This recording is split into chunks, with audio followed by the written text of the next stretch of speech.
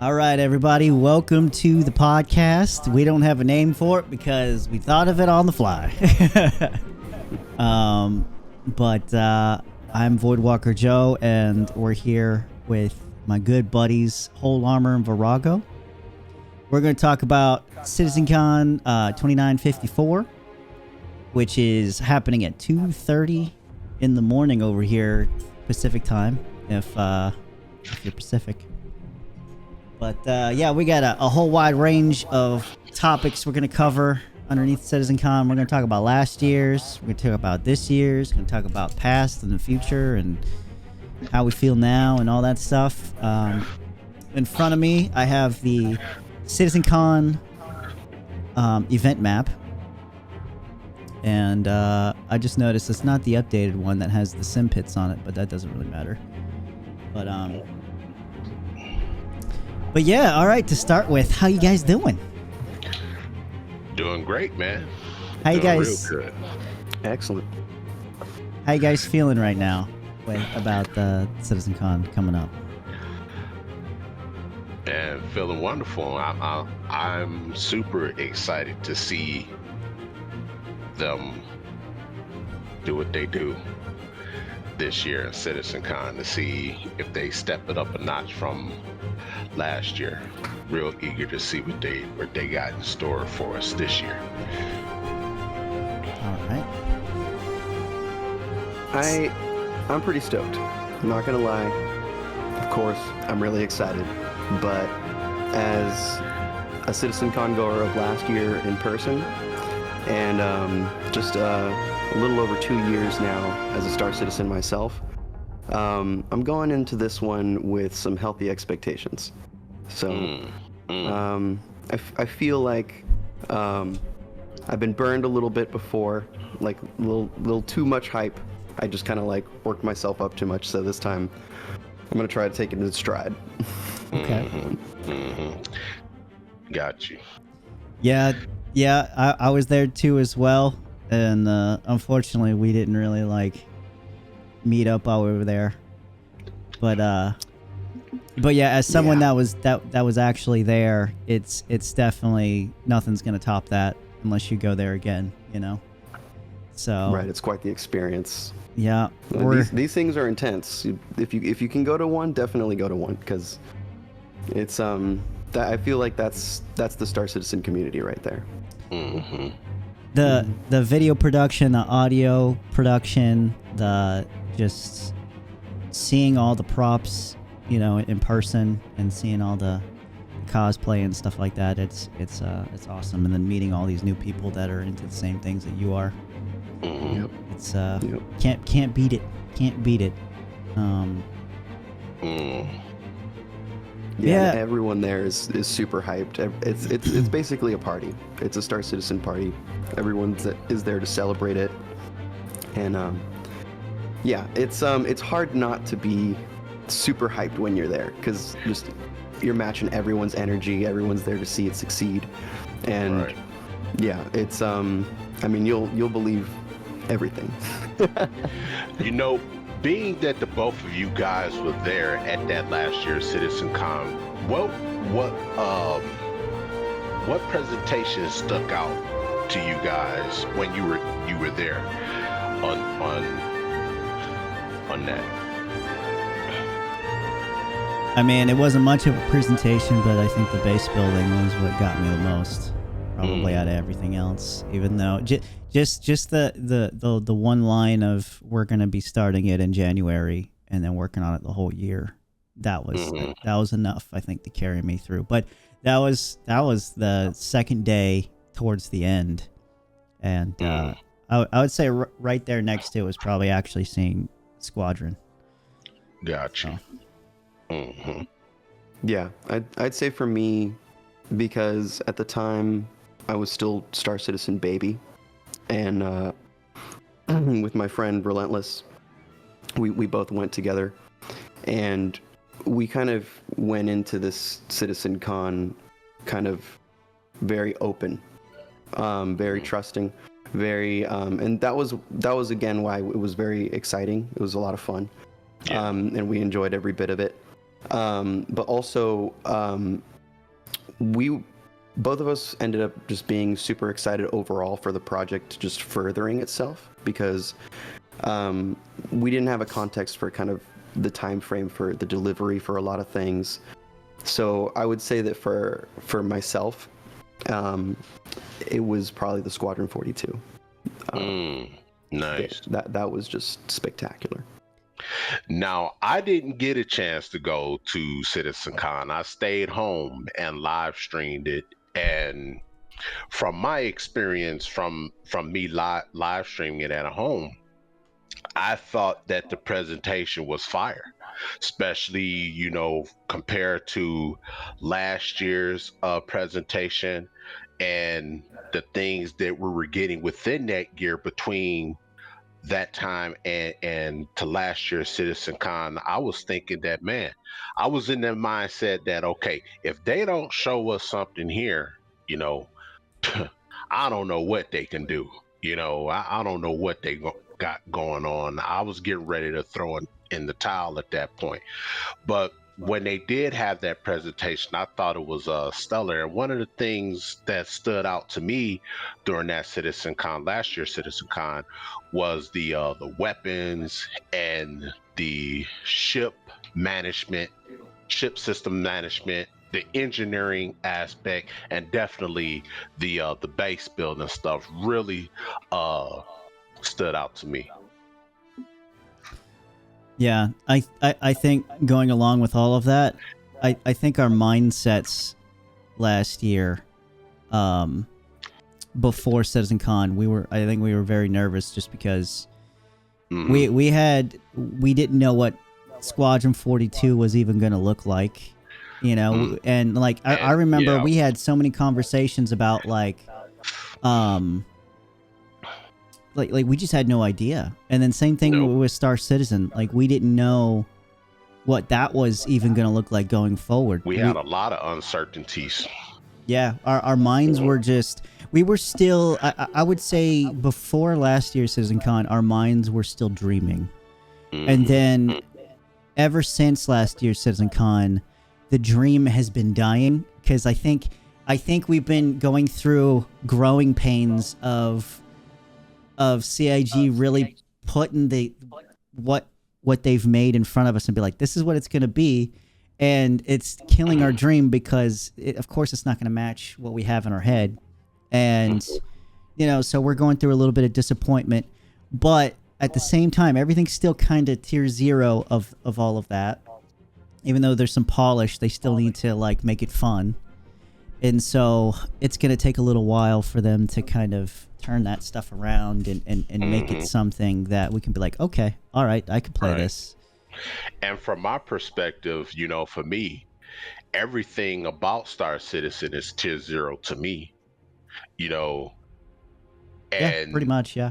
That is what almost made me throw in the towel, is because I felt like I've been at tier 0 for 9 years. Yeah. So it's like when they started to introduce last year's CitizenCon Pyro, and had that playtest demo where you can go. Were you able to y'all remember y'all was able to transition from Pyro? No. I mean, from Stanton to Pyro through the No, they gate? weren't. Or y'all just okay. Well, if you remember, that CitizenCon was the first time they actually publicly tested server meshing, and that's why it was such a big deal. So they would have needed that server meshing further along for that test to be able to do that. Yeah. So that wasn't a thing. But what I'm saying, that is what made me reconsider to stick around and see. Okay, right. Let's see how they showed a lot of progress. Yep. They everything they showed was all gameplay, in game, and everything looked more polished than it really was. That's another issue. But right. But yeah, like that they showed us exactly what we needed to stick around, I think, and whether we got that stuff or not, you know, kind of doesn't really matter. But yeah, it was the progress, because I think all I had to go on was the last two Citizen Cons before that, which sucked. So the one that they skipped one, and then they had an all streaming one, which, you know, they showed off some of the pyro surfaces, and then they showed off the 400i and the cloud tech, and you know, they walked around one of the outposts, and then the rest of it was like Tony Z talking about something that we're probably never gonna see, and you know, probably never even gonna see Tony Z again. Right. That would be a huge shocker if we get to see Tony Z this year. And he wasn't even in there last year. He didn't show up, did he? No. That people are worried. They think he's dead. they think he's out in the ditch somewhere. Like, you couldn't deliver.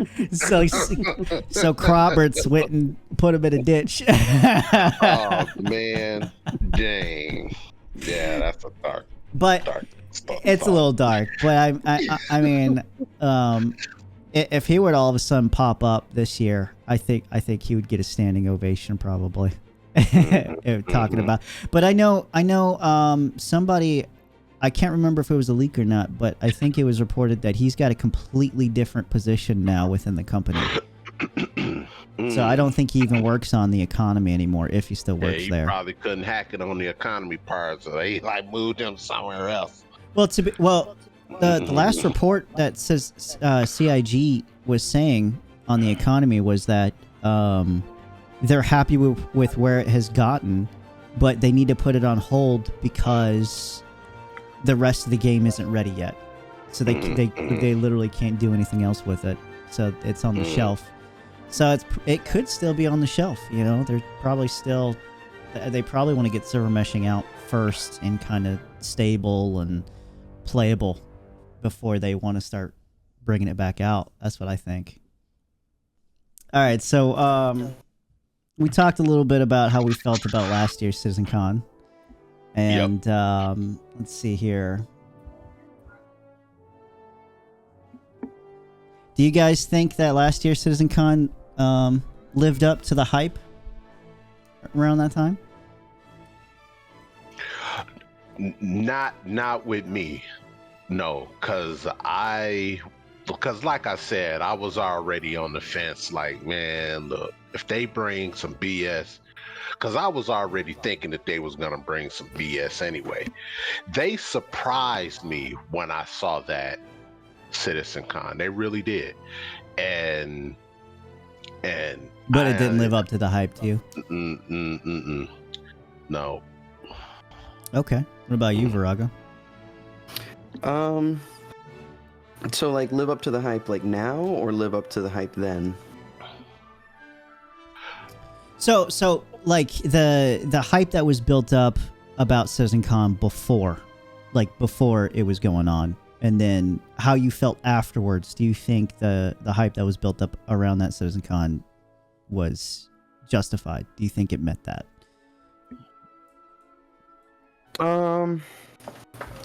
So like before, me and Sean were still pretty like new, and we didn't have like we weren't following a lot of the avenues of information. So it was just a big question mark beforehand. So yeah, for us it was just kind of like, we're gonna go see and experience Star Citizen and catch up. We're gonna integrate to the community and see what's up. And so we didn't really have, we just had the hype of like what the marketing was putting out, which coming from just like a new, just a fresh angle, it didn't seem overhypey at all. It just seemed like, hey, this is our game convention. They have their own internal culture through their website that is immersive, / role play, whatever. Robert Space Industries. Yeah. Whenever anyone asks, it's like, Robert Space Industry. Why do I have to go through? What am I doing? Is this a engineering firm? Yeah. So I would say that because up to that point, I had about 9 months experience with the game, That was around, and that was 318 patch, and that was rough. And so I had an incredible. I still had rosy colored glasses, but I also understood kind of this tech demo experience that I was having, and that I was more of a tester rather than a player.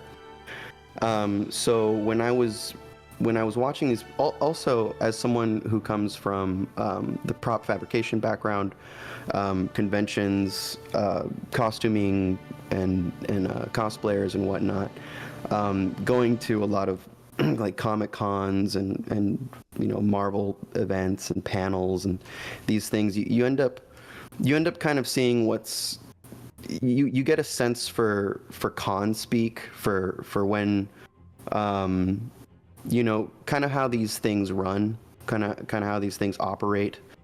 And I was able to kind of healthily gauge expectations even then.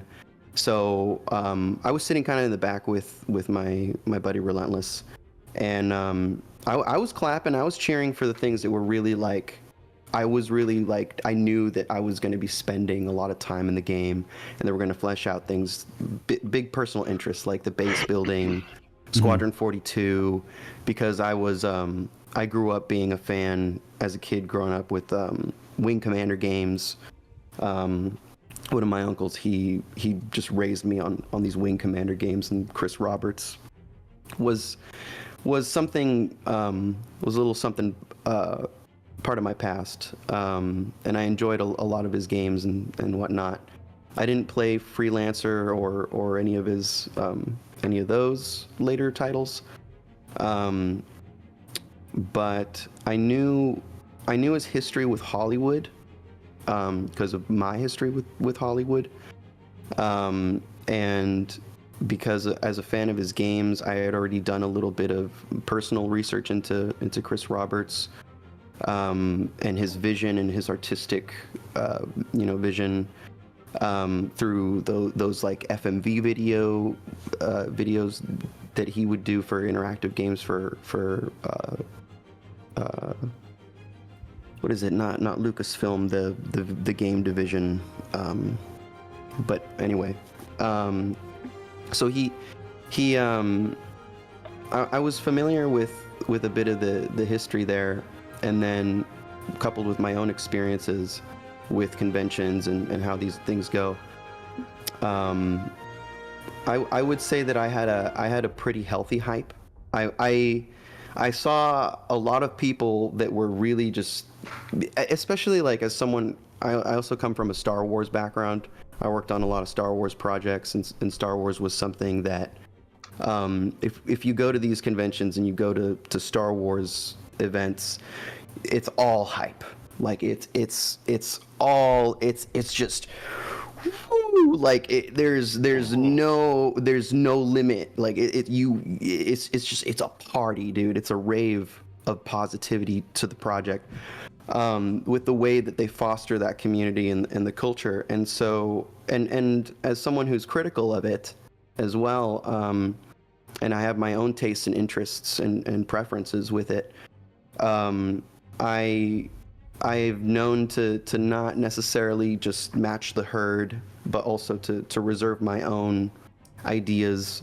Have your own opinions about everything and feelings. Yeah, to healthily endorse what I prefer within that, which is not to say that it's these I'm gonna be knocking things down or being deconstructive about certain aspects of the project. I just want to see it succeed, but also I don't want to personally affect myself where I'm waiting for something that is potentially going to be completely different or is not going to be coming within the next year or two or 5 or 10. Yeah. Because they do make grandiose promises and presentations, not necessarily promises, but they tell you these grand visions and ideas, and it's they use certain wording. It's great. That's used to get you to kind of dream, which that's what gets us in trouble. It's to see the vision that they have, to align them. Yeah. Well, I'm talking Like with like debate. dates and shit, and you Yeah. know, like it's They do that. yeah, yeah, yeah. It's very baity They in tread that line.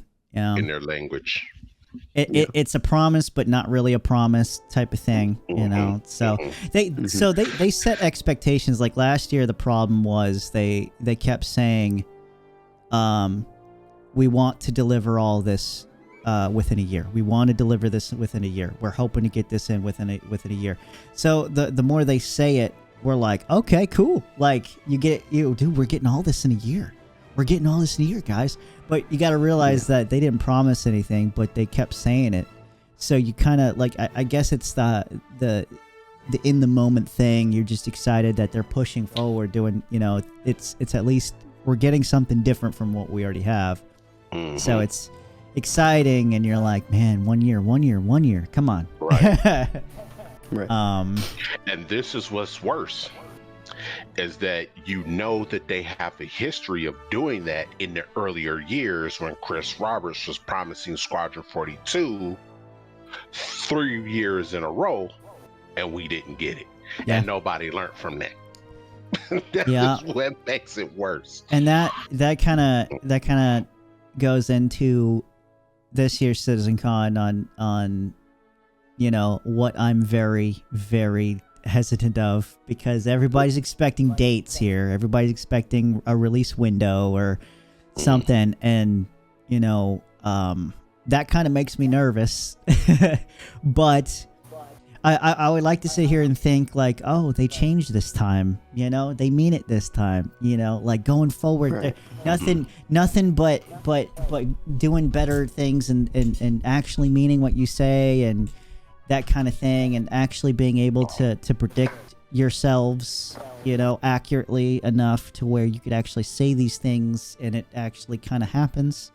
And you know, going into this year's CitizenCon, it's Right. like I'm extremely nervous, because I kind of feel the same that I did last year, where last year I was physically there in line, and I was like not really. I was kind of like a nervous wreck. I was like, oh man, this is gonna suck, because the only other CitizenCon I had to kind of compare it to was the one that they streamed, and I didn't think that one was that good, and so I was like, oh man, this ain't gonna be that great, but it ended up being amazing, and you know, we'll have to see what this one has in store for us here in about, what, we got like 11 hours left, something like that. So yeah, we're getting close. Yeah.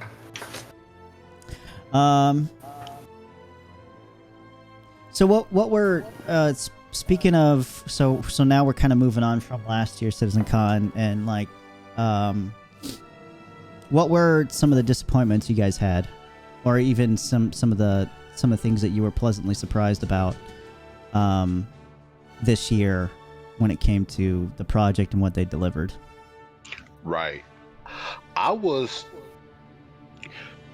once again, you know, coming from my long-time relationship with CIG and how they operate and witnessing how they function and whatnot. Compared to last year's CitizenCon,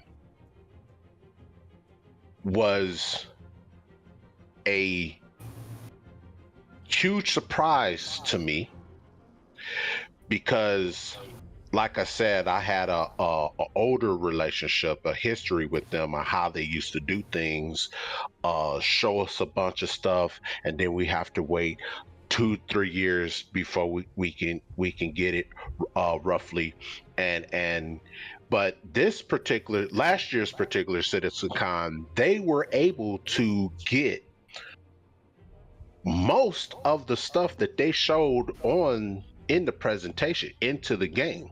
Yes, it took them a while. You know, it took them a little bit to get some things, and they're still working on server meshing. That was one of the big things that they were hoping that they could get into working in the back end before the year was over with. I don't think they're gonna be able to do that, but I hope they may surprise us with that.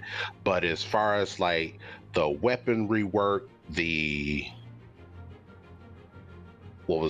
cargo refactor a little bit, they worked on that. They showed us the rework of the EVA system. They got that in there. They worked on, they showed us systems management of the ships, and they got a little bit of that in there. So, and they showed us character customization, where you can change your hair, your makeup, and all of these things. Mhm. They said they were gonna get it in, and they got it in. And so that was what made me happy about last year. And that was the thing that I was super surprised about, that they actually did what they said that they were going to do on certain things. And I can appreciate them for that. I don't take that away from them. What about you, Virago? Yeah, I was really happy when the personal hangers came in. Yes. Oh yeah, Oh, man. man. I don't know better. I ought to know better, because hangers, I should be speaking up on that. Yep. Go ahead. Yeah, and Oh, we can go back even- around. We can go back around here. Yeah. And I know, because like Whole Armor's been raving about it, and it's been a dream come true for a lot of backers who've been, you know, a lot of the old heads and people who've been here for over a decade. Man, it's a beautiful thing to see, to be able to call up your own, you know, vehicles and craft, and your own gear and cargo, and right there, ready to go. Man. It's exciting and frustrating at the same time. In the state that it's in, and we are. We get a lot of great things, and then nothing wants to work most of the time. Right. That's the issue. It's like you can touch it, and it's just, but it won't. Such a tease. But up until yesterday, which I would say that I had such a fantastic time. I tested out putting out some couches, a table, and I hung up a couple decorations, and everything worked. Plopped down, wasn't jiggling around or doing anything wonky, or when I walked back to it, wasn't desyncing and then plopping back down in a different orientation. It was fun. Everything was happening. The elevator was quiet. I enjoy when things are quiet. And everything was fast. The elevators were quick, and this was all in the live build. So I was really proud of them to even get it, you know, in the last day in the live build, getting a solid personal hanger experience. I mean, as someone who spent a lot of hours in The Sims in their youth, that is definitely, you know, base building, decorating homes, interior design. That's something that I'll just get lost in it for days, if not weeks. You know, like Fallout build. Don't get me started on the Fallout build. I'm right there with you, mode, man. but, with all that. Just getting hundreds of mods just to build cities, dude. But yeah, the personal hangar was a big win for me personally. Can't wait to see vehicles come up on the elevator though. Excited for that.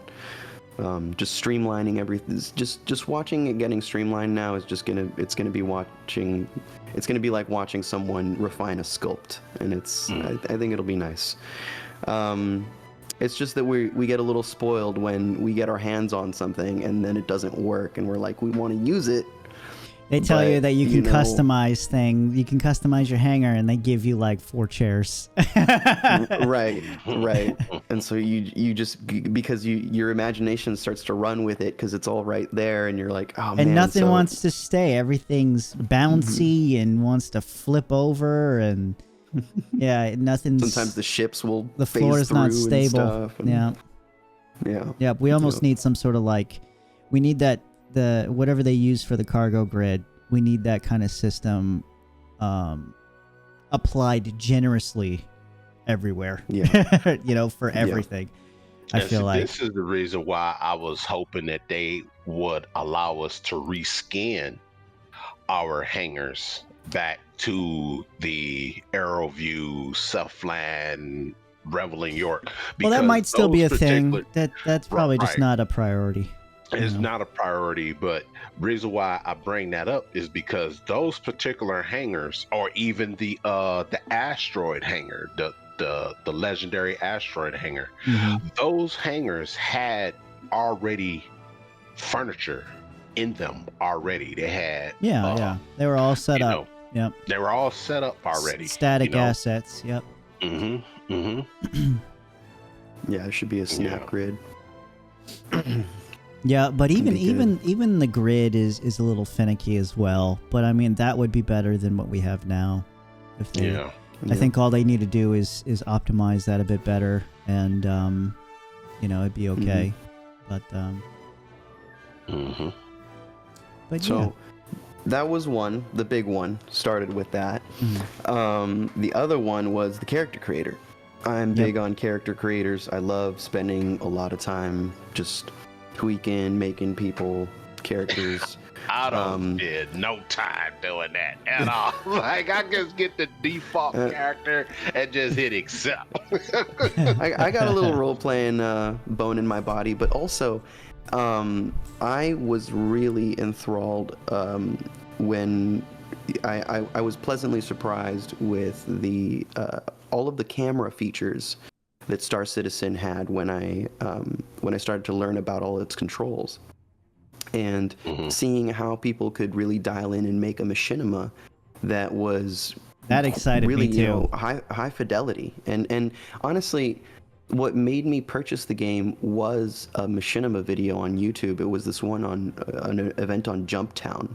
And the way that they edited it, you know, shot it and everything, and this guy ended up, in fact, anybody can do that, buying a vulture, and I was just like, that was the most exciting thing I had seen in a minute from the game. And just to give some context, I have known about Star Citizen since its Kickstarter. And Elite Dangerous and whatnot. I had a good friend at the time who introduced me to these because we were looking to get into a really big MMO together, and this seemed like the sci-fi dream MMO game, you know, post Star Wars Galaxies, if you will, that we were looking for. And I passed it by because everyone was screaming scam. And I also, you know, I looked into it, and it looked really sketchy to me, and I didn't subscribe at the time. But after all these years, seeing how far they've come and seeing other things like Star Atlas, I was like, you know what? No, I actually, and also having this, you know, looking back into Chris Roberts and the history that I've also had with him, I said, you know what? I'm going to give it a shot. I'm gonna try this thing out, and boy, I'm glad I did. And you know, it's been bittersweet, but mostly sweet. Yeah, it's definitely entertaining to ride this ride. Yeah, you know. Yeah. So, going back to the machinima point, creating characters that you can create any character you want, or hopefully in the character creator.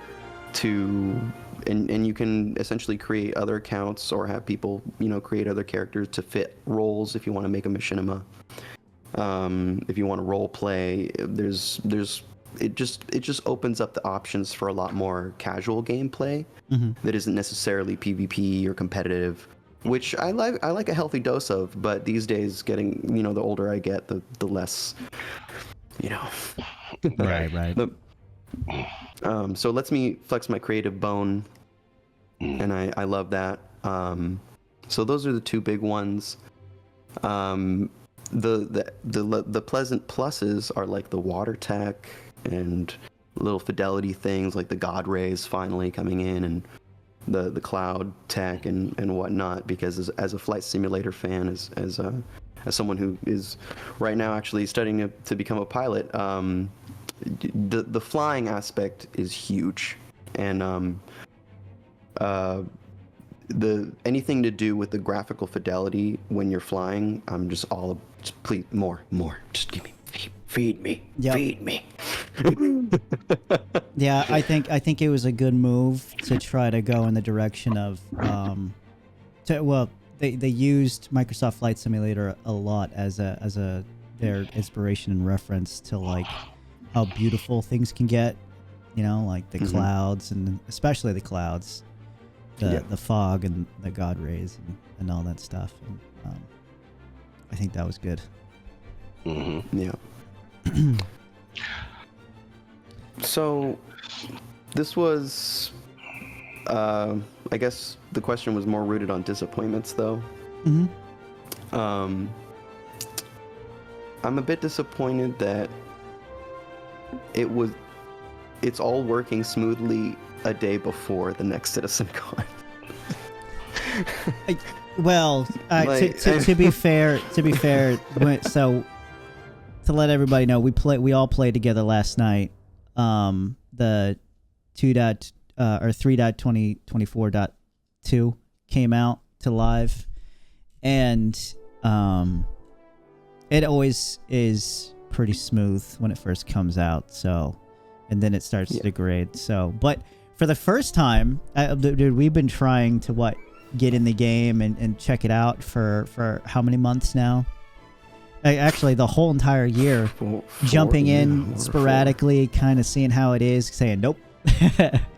And I mean, I always have like a rule in my head that I go by, where the moment I see a bug, I'm getting out. And that's a little harsh, but it's just because I mentally don't have it in me to deal with bugs. And if it's a small one, it depends on what bug it is. If it makes your, I was gonna say, if it stops your experience, then yeah, I'm out too. Like if I can't get in my hangar, if I can't get my ship out, if I can't especially if the missions fail, it's like, it's like, why am I playing this then? You know? Yeah. But last night we played, and I think I came across like one minor bug that really wasn't that big of a deal, and everything else was just super buttery smooth. The FPS was great. The NPCs did pretty good, considering what they've been in the past. And then Whole Armor actually finished a mission, so that mission actually worked. It was an investigation mission. And then excellent. Wait, hold on, wait a minute. Let me talk about my experience last night. I absolutely enjoyed myself thoroughly. Now, I have to be full disclosure here. When I first installed the new patch last night and tried to get in, I had this error. I forget what the error says. Something about first responder respawn error or something like that. So I wasn't after creating my character, I wasn't able to press play and log into the game. So they had since patched it and did a hot fix. It was, I found surprisingly fast. Very fast. It was server side. So I logged back in, created my character. I was able to get in, and I got into the game just fine. I was able to log into my hangar, get into my hangar for the very first time since CitizenCon, last year CitizenCon. So I haven't played Star Citizen in over a year.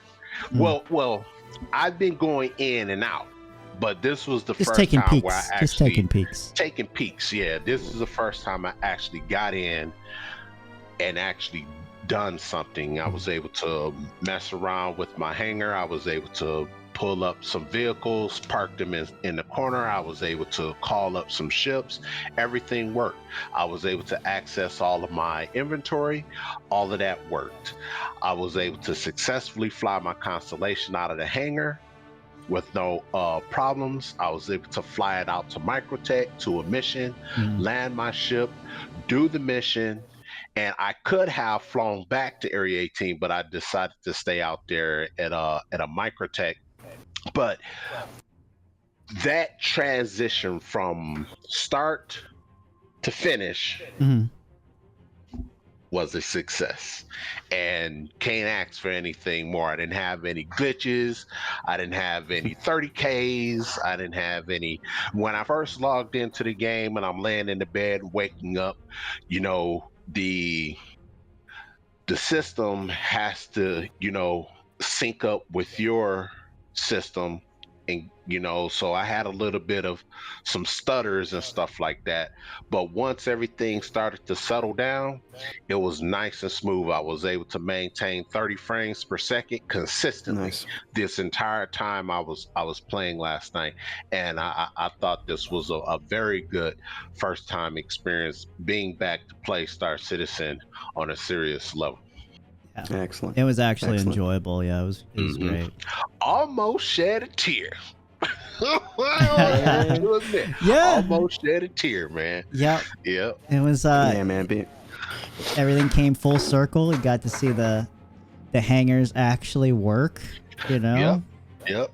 And you know what? For your first experience back, you know, to actually your first time seeing the hangar, in the state that it is, and it actually just functioning, you know, imagine how tainted it would have been if like your ship came up and it was upside down and it blew up. that would have hurt my feelings. That would have hurt my feelings. Yeah, big time. Yeah, because that was happening to me a few weeks ago. Yeah. Bro, when you were coming up, bro, I was biting my lip. I was like, oh, please just work. Please just work. Yeah. Yeah, that would have hurt my feelings, because the hangar module has a very special place, and we talk about this all the time behind the scenes. I always bring this up. That's where we started at, is the hangar module. And we've been waiting for our own special hangar and the ability to customize our hangar for years. It was talked about by Sandy Gardner, how she said, yeah, if we're gonna have hangars, you're gonna be able to customize them, blah blah blah. And we was like, yes, it's coming. And it was like, nope. But but now we have that. Yeah, like you said, it has come back full circle. So now, because back then we would just walk into our ships, sit in our ships, and imagine what it would be like on the other side of those doors. And then when I come into the game last night and I pull up my constellation and it's raising up out of the floor, it's a magical moment.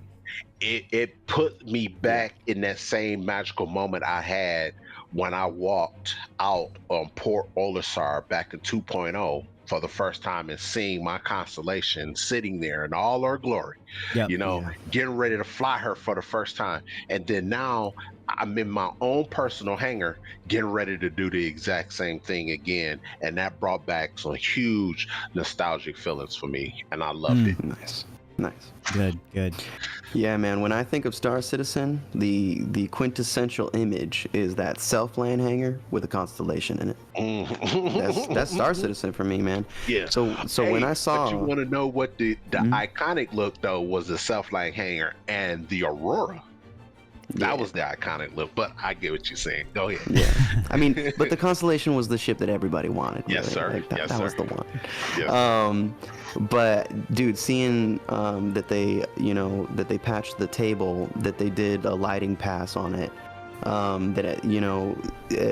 seeing the personal hangar, and like your experience, like you said, they're giving the old backers a little love, man. They're giving love back to that classic scene that is what made them, and I'm happy to see that working.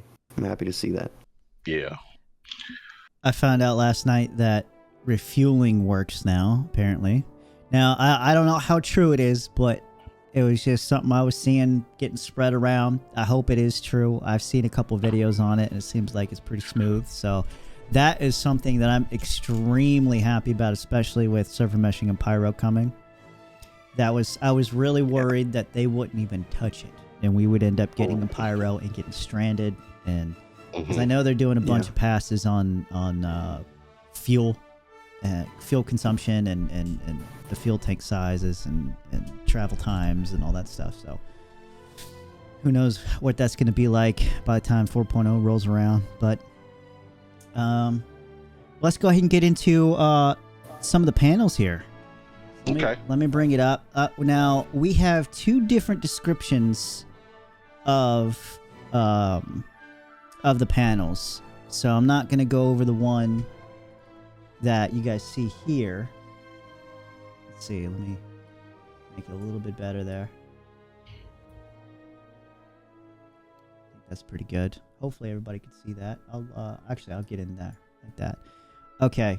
So I have it up on my screen too, Joe. Okay, good. Yeah. Good. So the descriptions I'm going to be reading from come from a comm link that was sent out. They give a little bit more detail than what the schedule does here.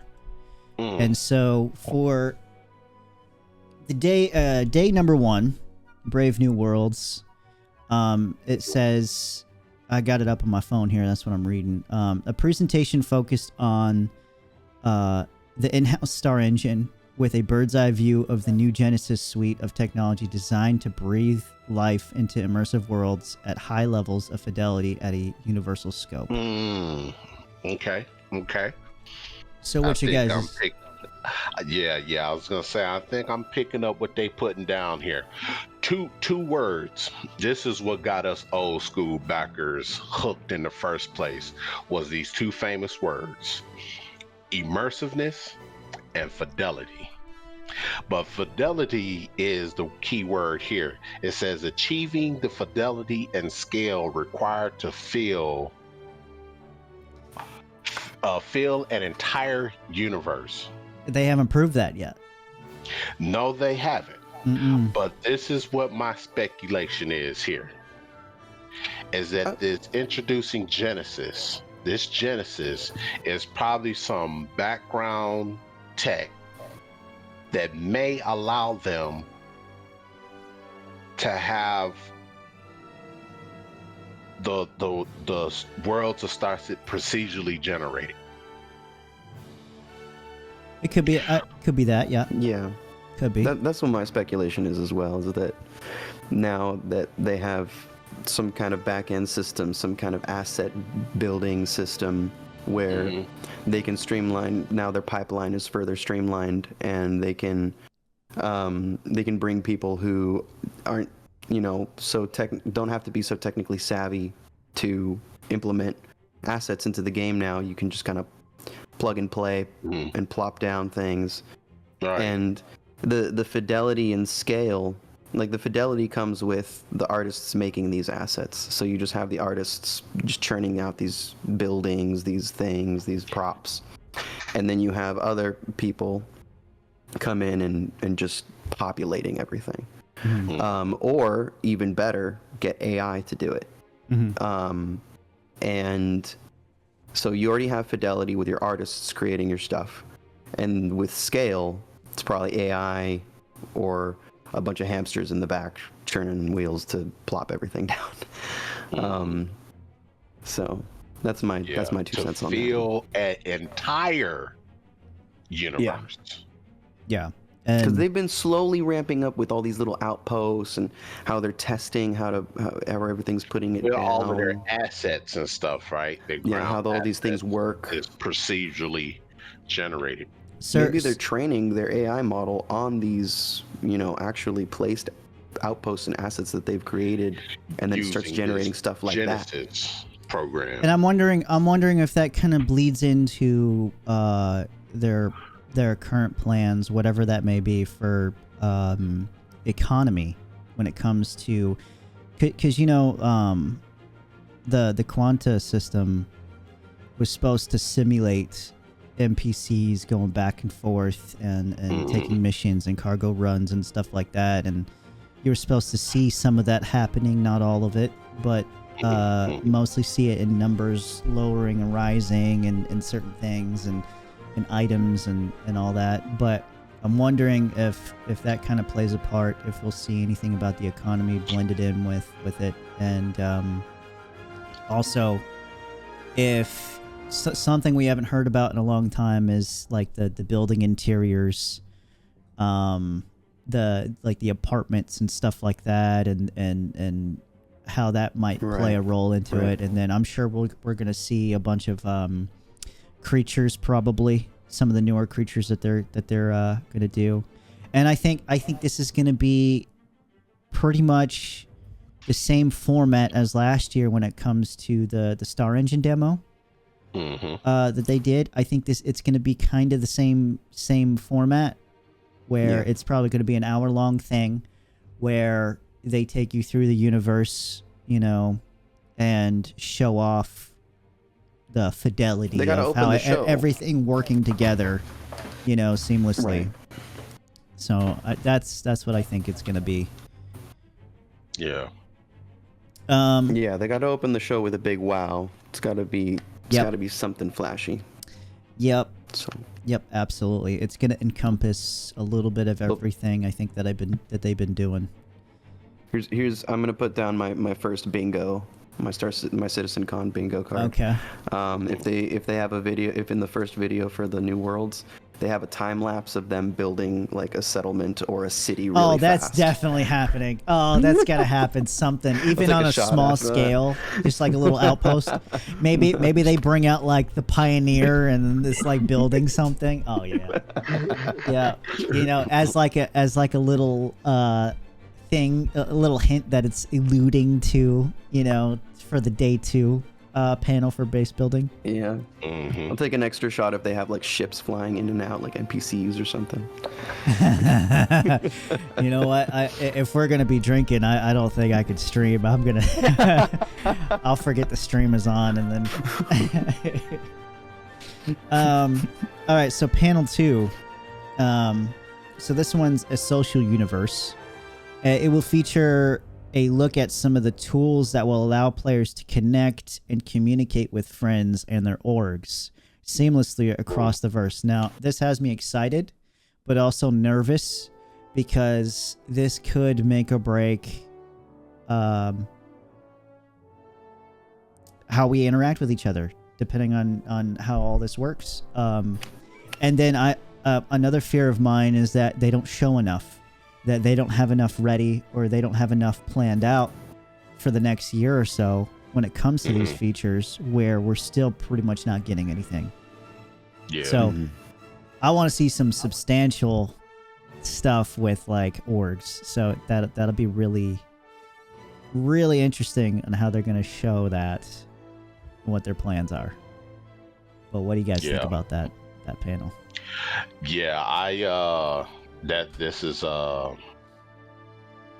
is something new to me. They had discussed a lot of this back in the past, but it was just, you know, surface discussion. They did Chris Roberts did mention that he wanted to incorporate the actual PU and the website for organizations to be able to have that integrated together, where it's not, so people wouldn't have to be stuck using third-party tools outside of the game. You can all do this within the game, and then it would translate over to the website some type of way. I forget that discussion, but yeah, it was too long. They haven't.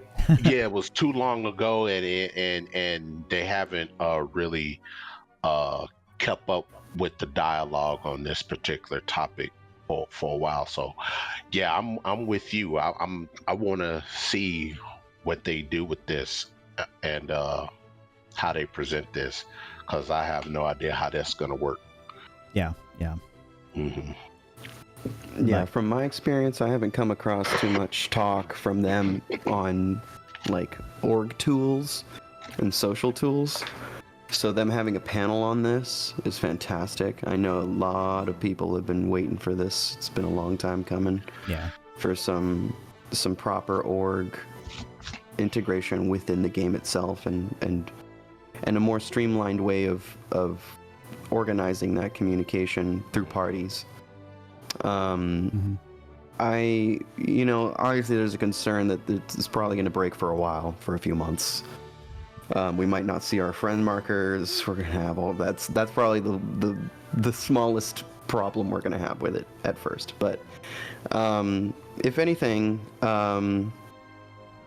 this is gonna pave the way for proper org play, and that's only healthy. So I have no really big speculations on it.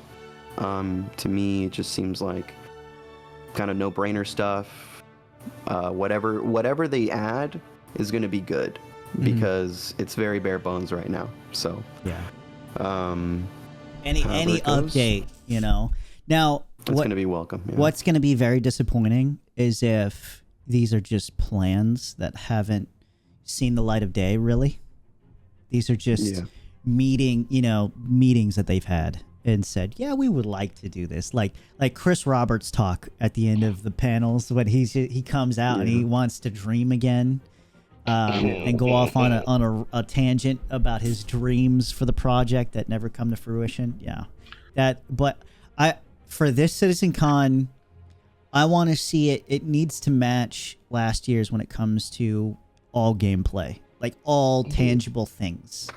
That's what I want to see. I want them to demonstrate it in some way, form, or fashion. So that's what I need.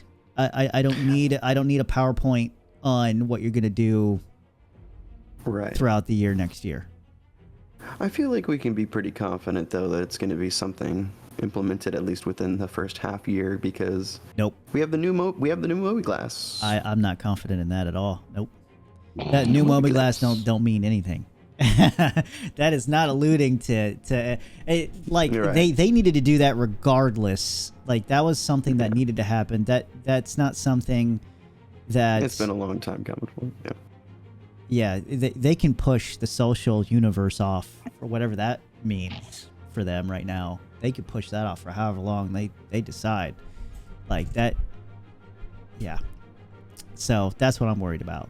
But I need them to really for this being the first true panel of the day. I'm really hoping that they deliver because that'll set the tone. Whatever they give me there or give us there, that'll set the tone for the rest of the thing and whether I'm hyped or not. So hopefully they'll start off with a bang and it'll be like, all right, cool.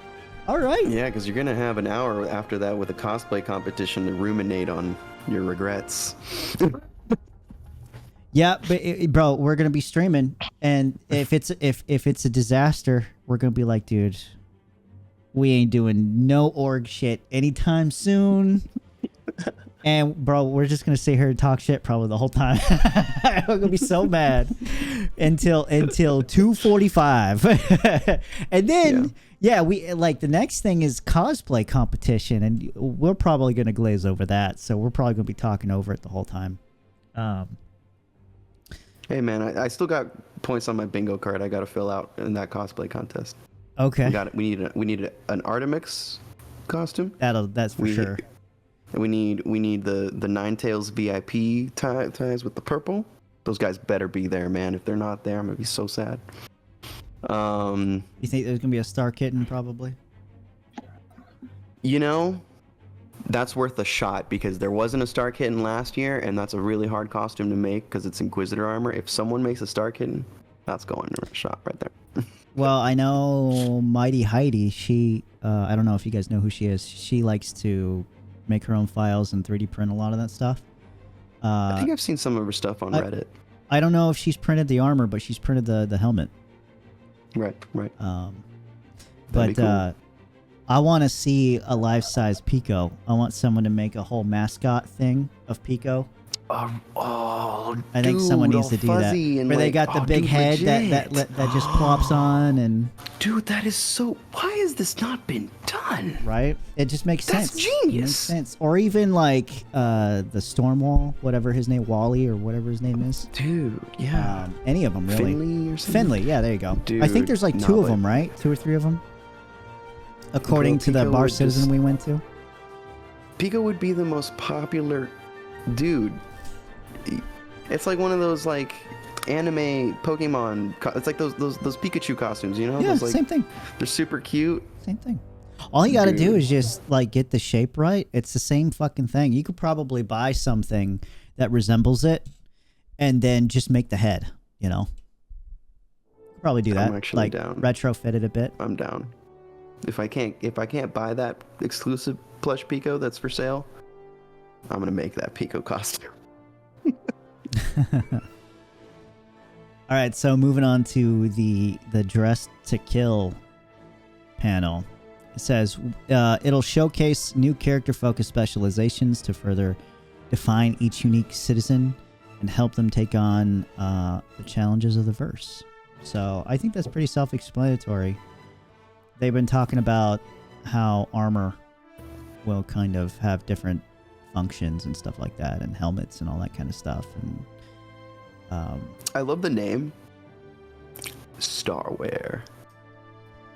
oh yeah, Starware.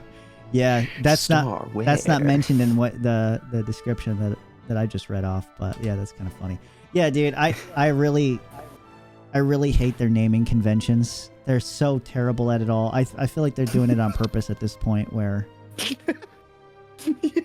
I mean, we went down a path, dude. It's got to be star something, and there's only so much that's not probably like already copywritten. I guess it's easy. But what do you think? What do you think, Whole Armor?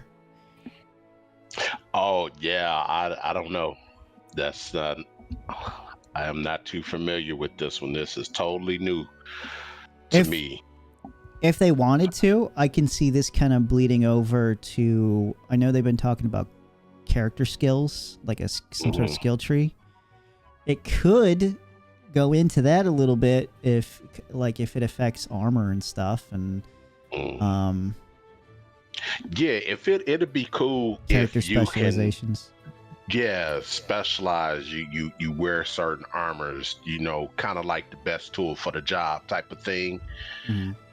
As you know, where if you wear the wrong type of armor, you at a disadvantage. If you wear the right type of armor, you are at an advantage, and then, you know, and vice versa, due to your circumstances. Yeah, I think that would be cool if that's what it's talking about. Specialization that lets you define your identity and take on challenges ahead, introducing the return of a legendary friend from CitizenCon's past. Who do you think the legendary friend from CitizenCon past is, huh? I got a couple theories. Wingman Peterson. Wingman Peterson. You watch, it's just Chris Roberts. Everybody would be so mad, man. Blast from the past. Hey guys, I'm here to dream again.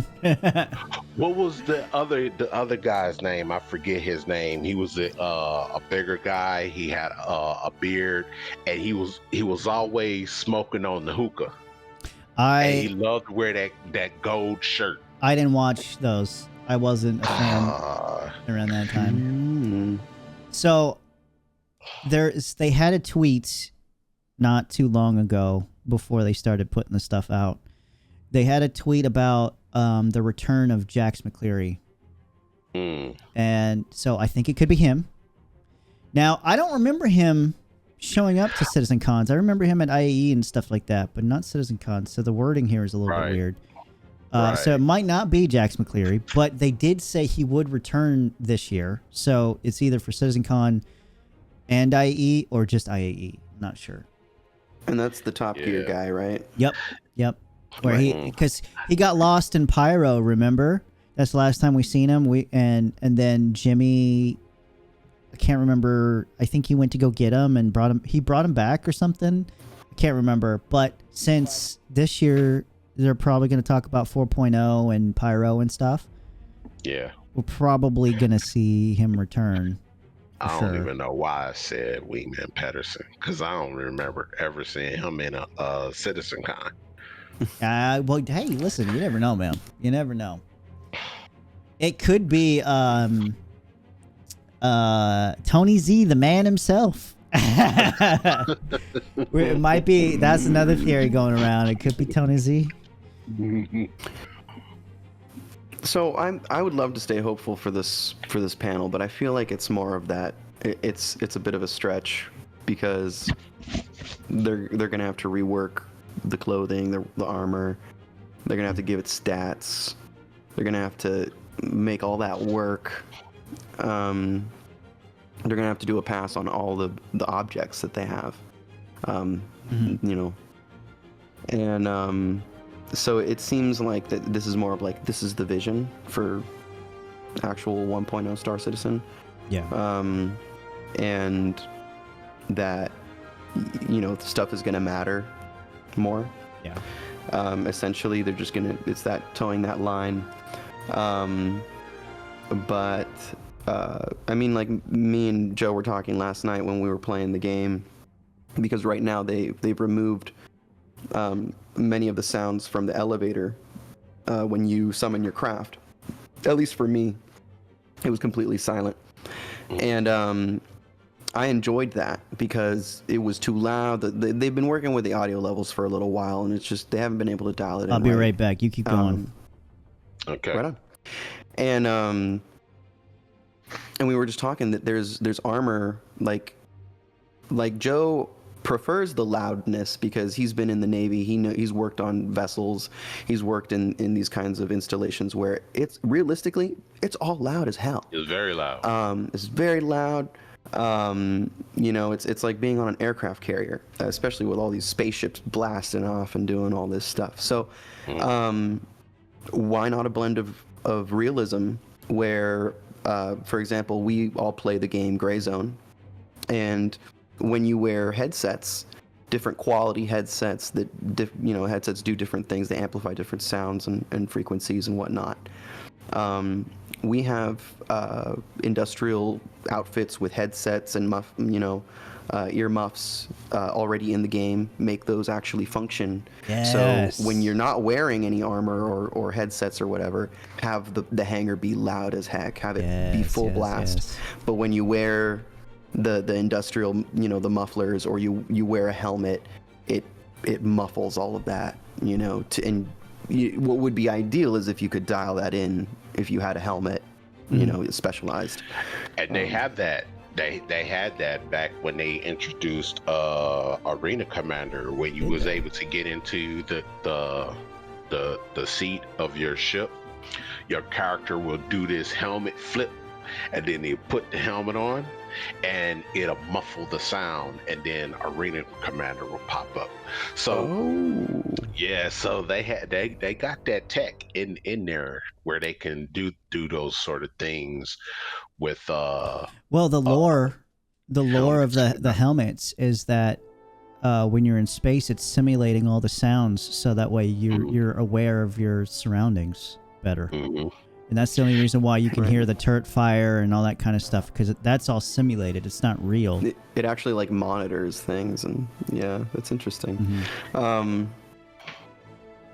Yeah, I don't know if that's still a thing. That might be too old of a concept. I don't know if they scrapped that. I don't mind lore or whatever explanations they come up with for whatever. the rule of matter. cool. Yeah. Like it's Star Wars. Like we're gonna blow up ships in space. We're gonna be doing dog fighting in World War II space is the dogfighting. dumbest thing, but it's supposed to be cool. Yeah, bro. Yeah, once you've played War Thunder at top tier with like jets and missiles, you're like past line of sight. You're just like, why would starships be fighting in line of sight? That makes no sense. But and see, not lasers. Just I would have liked shoot that lasers. too. If they would have gone that route, I think that's exciting too. The whole, because then you start getting into the whole like submarine gameplay more than the dogfighting, where you're trying to stay hidden. I like that. I like the dogfighting. I find exhilarating. When you're out of line of sight, I find it. That could be stressful still. I find it scary. I find it uncertain. I find it that lurking in the shadows. Like, I don't know.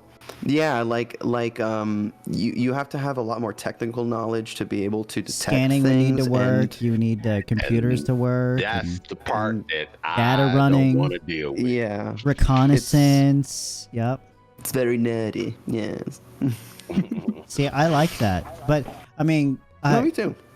Coming from somebody that was in the Navy, you know, I love the idea of having submarine gameplay in space, you know, and there's a part of me that would much rather have that just because it's a little bit more grounded in reality rather than the dogfighting thing. Yeah. But that would be great for capital ships. I play a submarine game. I like playing the submarines game, but for me, when it comes down to like space and ships, I want Top Gun type of gameplay in space. Fair enough. Yeah. Fair enough. That's what I want. Yeah. Yeah. Yeah, I'm cool with that. And it seems like for their capital ships too, they seem to want to have this kind of like old naval warfare kind of thing where we start broadsiding each other and have like all the ships kind of like Star Wars where they're all like close together shooting each other with big ass cannons. I don't want to be up here in my constellation trying to shoot an azimuth and get out my my calculator and compass and try to determine distance and velocity. And but that's where I think a nice balance would come in. I like that gameplay for like capital ships.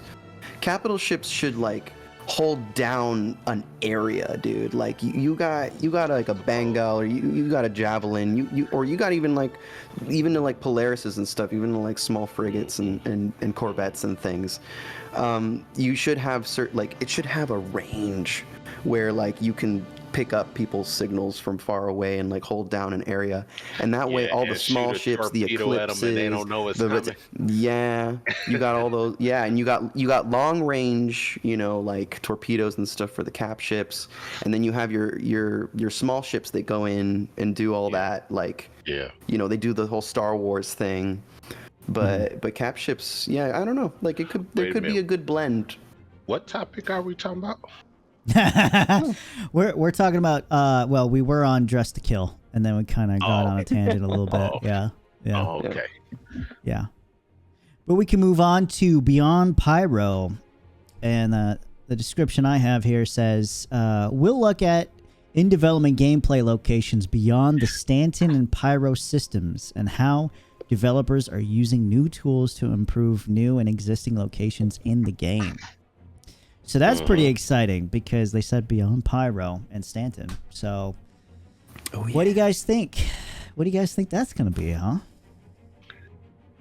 Now, keep in mind this one fact when you guys come up with your answers. They has to, whatever it is, has to be connected to either Pyro via jump gate or Stanton. If it's going to be anything, because it does not make any sense. You cannot add a system in the game that doesn't have a clear path to it from the places that we're at now. So, Magnus.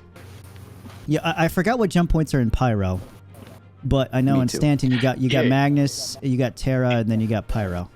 It's 4, right? Or 3? 3 in Stanton. 3 in Stanton. Okay. But I don't know Pyro jump gates really. I think they have a lot. Actually, I think they have a lot of them. I think one goes to Magnus. Well, think of the wording like this: is Beyond Stanton and Pyro. Yeah. Continue. So I was saying that maybe it's not so literal that it's like one of the systems that's connected beyond Stanton in Pyro and then from Pyro to somewhere else, but maybe the other systems that are connected with Stanton. I mean, I think that just Beyond Pyro stands for more systems, more. Let's think, because this whole past year we've been so focused on Pyro and Pyro coming in, and it's like, let's think beyond Pyro. Like, we are more than just Stanton and Pyro and what's going on right now. And so, especially it coming up at the end of the day, well, near the end of the day, they want, and potentially, not to get too ahead of ourselves with the redacted potential Squadron 42 maybe event panel after this, this would be the last panel of the day focused on Star Citizen. So they want us to look to the future as to what's going to happen this year. Well, next year. You got crafting your home and Captains of Industry tomorrow. Yeah, that's the next day. Oh, you're talking about the end of today. Yeah, to finish off that day. And so I would think, and I guess I gotta state that I'm pretty biased because I've heard most things about Terra and not too much about Magnus, and I really want Terra to be in the game, like creating. That is going to be a feat in itself. I know, it precisely too. Like But you know what they so could much do? promise that I really want to see it. They could deliver most of it. They could deliver. I could see them possibly delivering parts without finishing the rest of the thing, the system, maybe. Okay.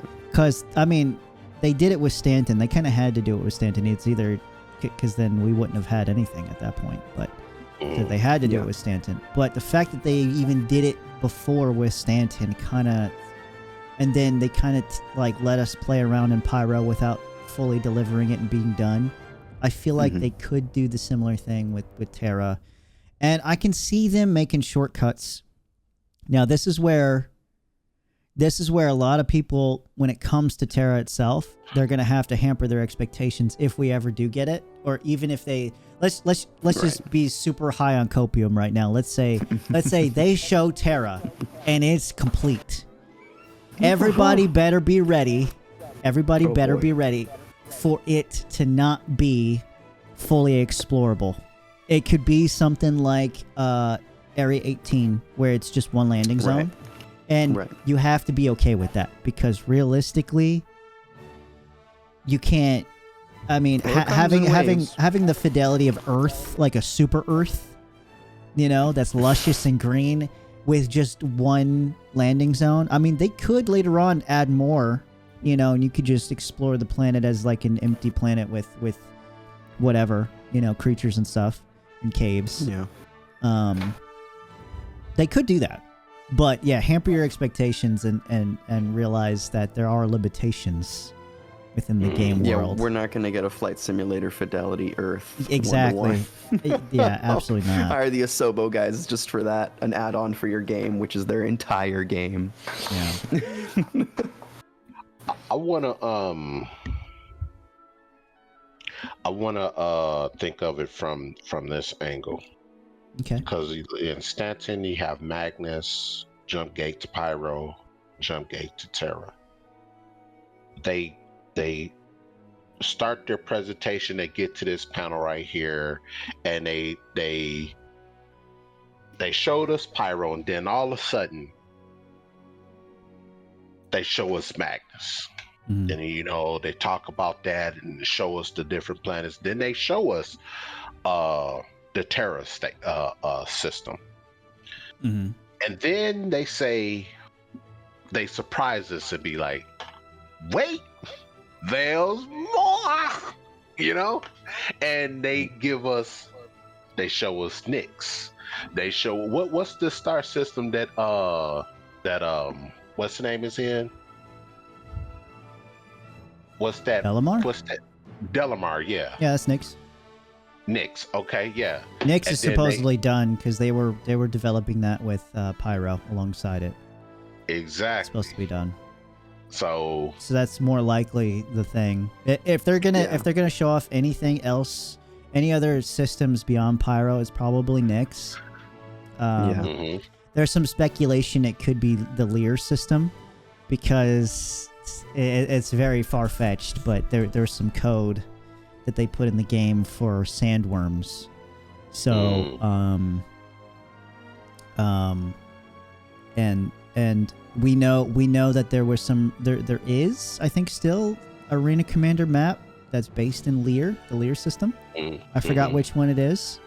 So they kind of have at least a planet made within that system. I'm not sure how many planets or moons or what else is there. I don't know how.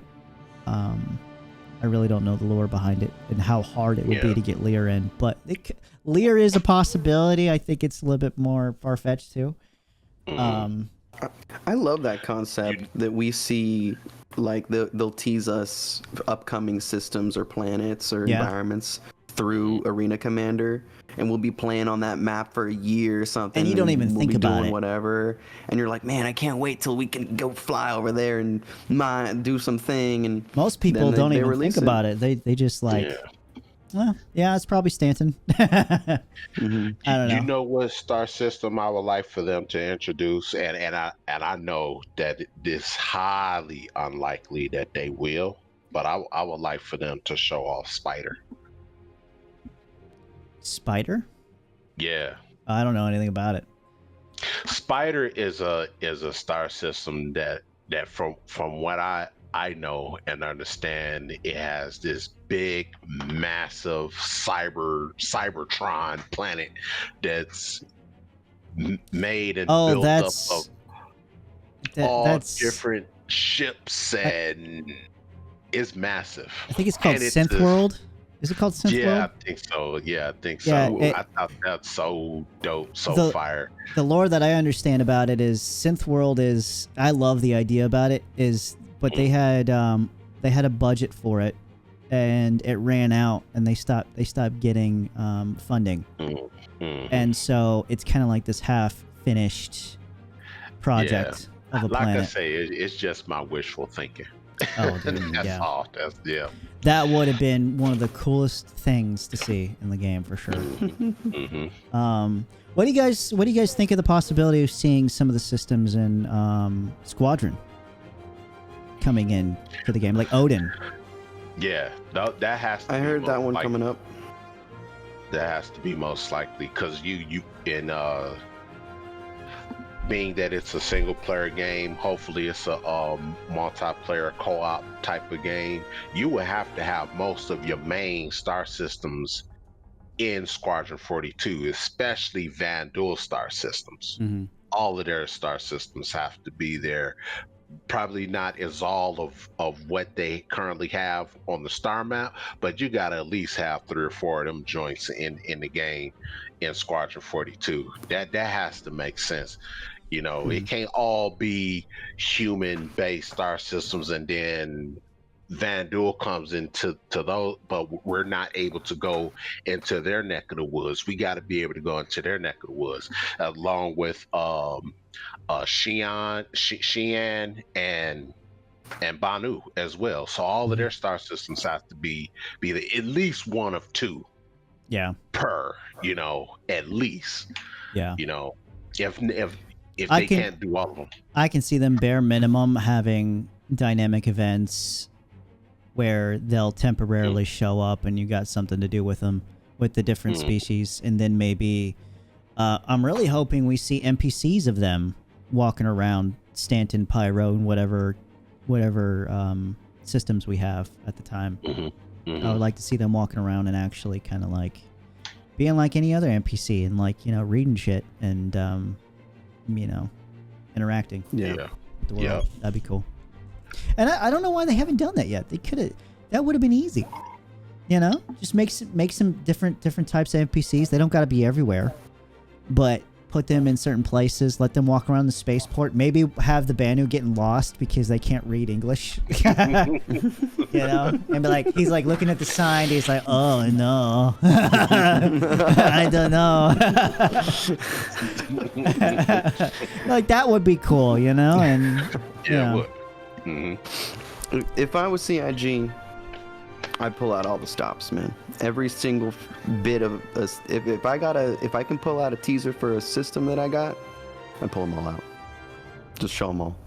Yeah. Whether it's Squadron 42 or whatever, because it's the con.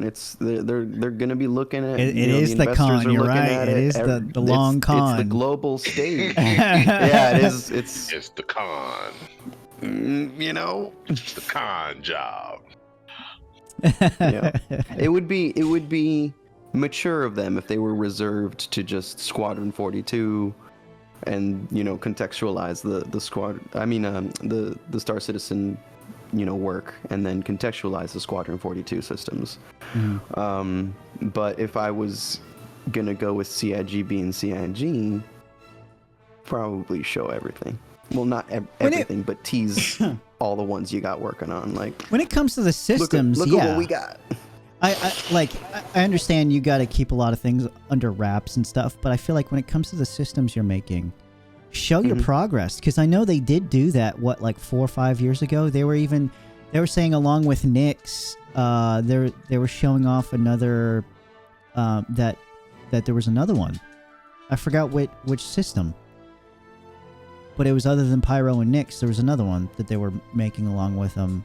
I just don't remember which one it was, but they were open to showing them before. So what's going on now? You know, and unless maybe they want to save them for these CitizenCons, you know.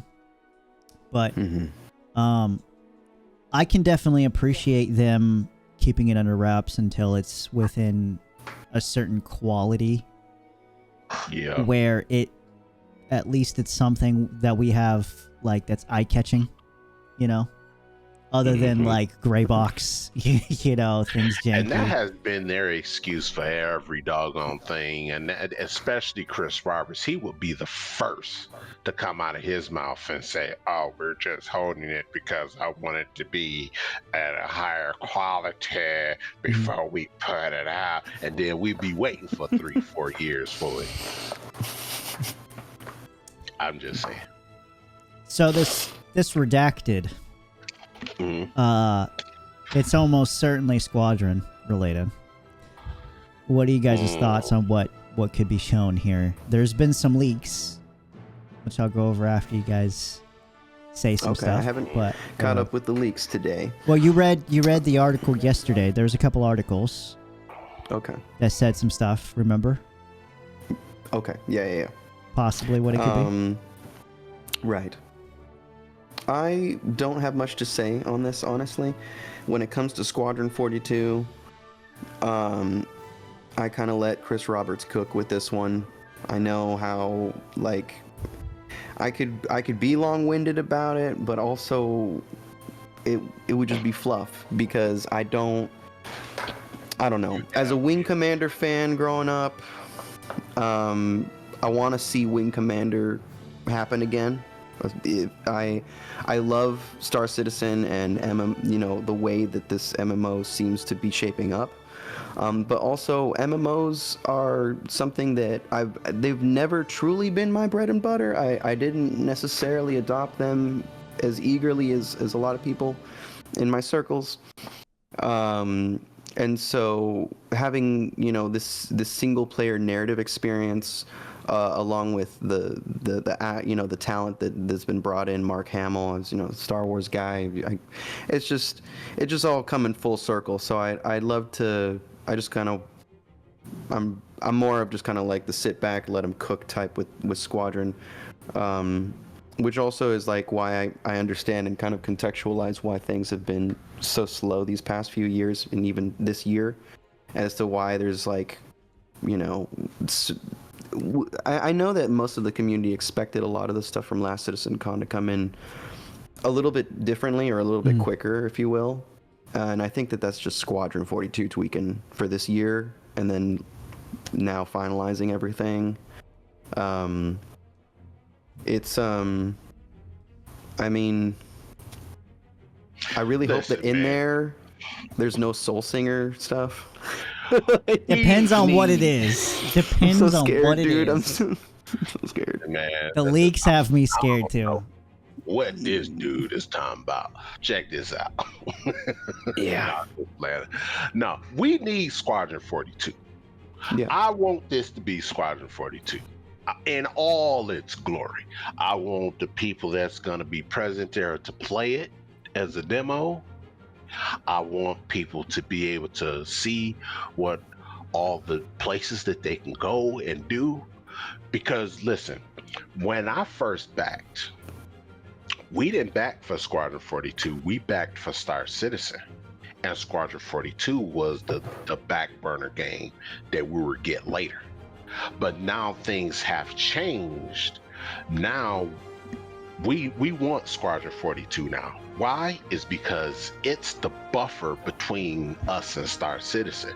We could be playing Squadron 42 while Star Citizen is in the oven still cooking. And it's also going to determine whether we trust them with Star Citizen or not. If they can actually Right. deliver on something, how good that product is, and Exactly right. if it's fun and like really immersive. I think we're gonna have a lot. It'll give us a lot of confidence in Star Citizen. Be like, okay, you guys can do this. You know? Yeah. Mm-hmm. Because right now, I'm- I'm very 50-50. Like, I don't know if they can pull it off. You know? So I need something to back that up for me. And if it's not Squadron 42, I'm gonna be like, CIG, what the hell are you doing? That Soul Singer bullshit. So I'm like, let's just put that out there just real quick here. Soul Singer. in the foot. Yeah, get the elephant out of the room. Yeah, Soul Singer was there's a leak going around, and then there's also a couple articles going around that say it is a fantasy game that is being pushed to kind of be like a something to bring in more revenue, and What? a fantasy game to bring in more revenue. But I can honestly say this right now: nobody wants that. No. Not nobody. Anybody who's been here for any amount of time, It could be nobody good. wants it. But Hey, this is nobody what- asked Nobody, for this. nobody will want This it. is what people do. That We wear don't even have glasses. Squadron. Why would we want when it? when they stressed out, this is what they do. When they We're all a bunch of space nerds. We went to space camp. We didn't go to Ren Fair. Let's go. I mean, I did too, but space camp. This is space camp. I will not play Soul Singer. Like, I legitimately, if it ever launches, let's say it is a fantasy game, That's will a watch. misallocation of funds. I will watch somebody else play it, and I will just skip completely. I I don't will want never anything to touch do with that. it. I don't want anything to do with it. And- It'll put such a bad taste in everybody's mouths about them, about CIG. And on top of that, if it's part of the presentation, I'm not gonna watch that part of the presentation. I don't care nothing about no. Oh, I'll damn watch it fantasy. because I'm gonna I need fucking. to watch the house burn. I'm Yeah, gonna. that's gonna be a dumpster fire. I will be very mad. yeah, I will. I need to watch the loss happen before me. Now, let's take that with a grain of Into it. salt because it's Right. it's a leak and that it could just be not it at all. It could be a piece of tech for. I'm scared, Joe. I'm scared. It could be. Now I'm hoping bare minimum maybe it's just a name of a piece of tech that they're using for Squadron or Star Citizen. You know, That sounds Right. too much like Soul Reaper. or from I, PlayStation. I'm hoping it's something that has to do with like their animation department or their audio department, something they're using that helps them in some way.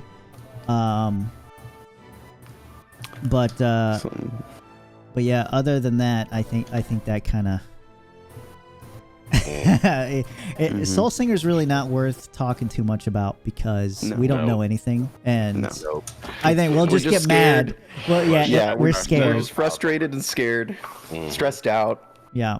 But to bring it back to Squadron, I will say that as someone who came from the Wing Commander and not so much like the freelancer fan of Chris Roberts' projects, I dropped off after the Wing Commander games. I didn't play them, his early aughts stuff.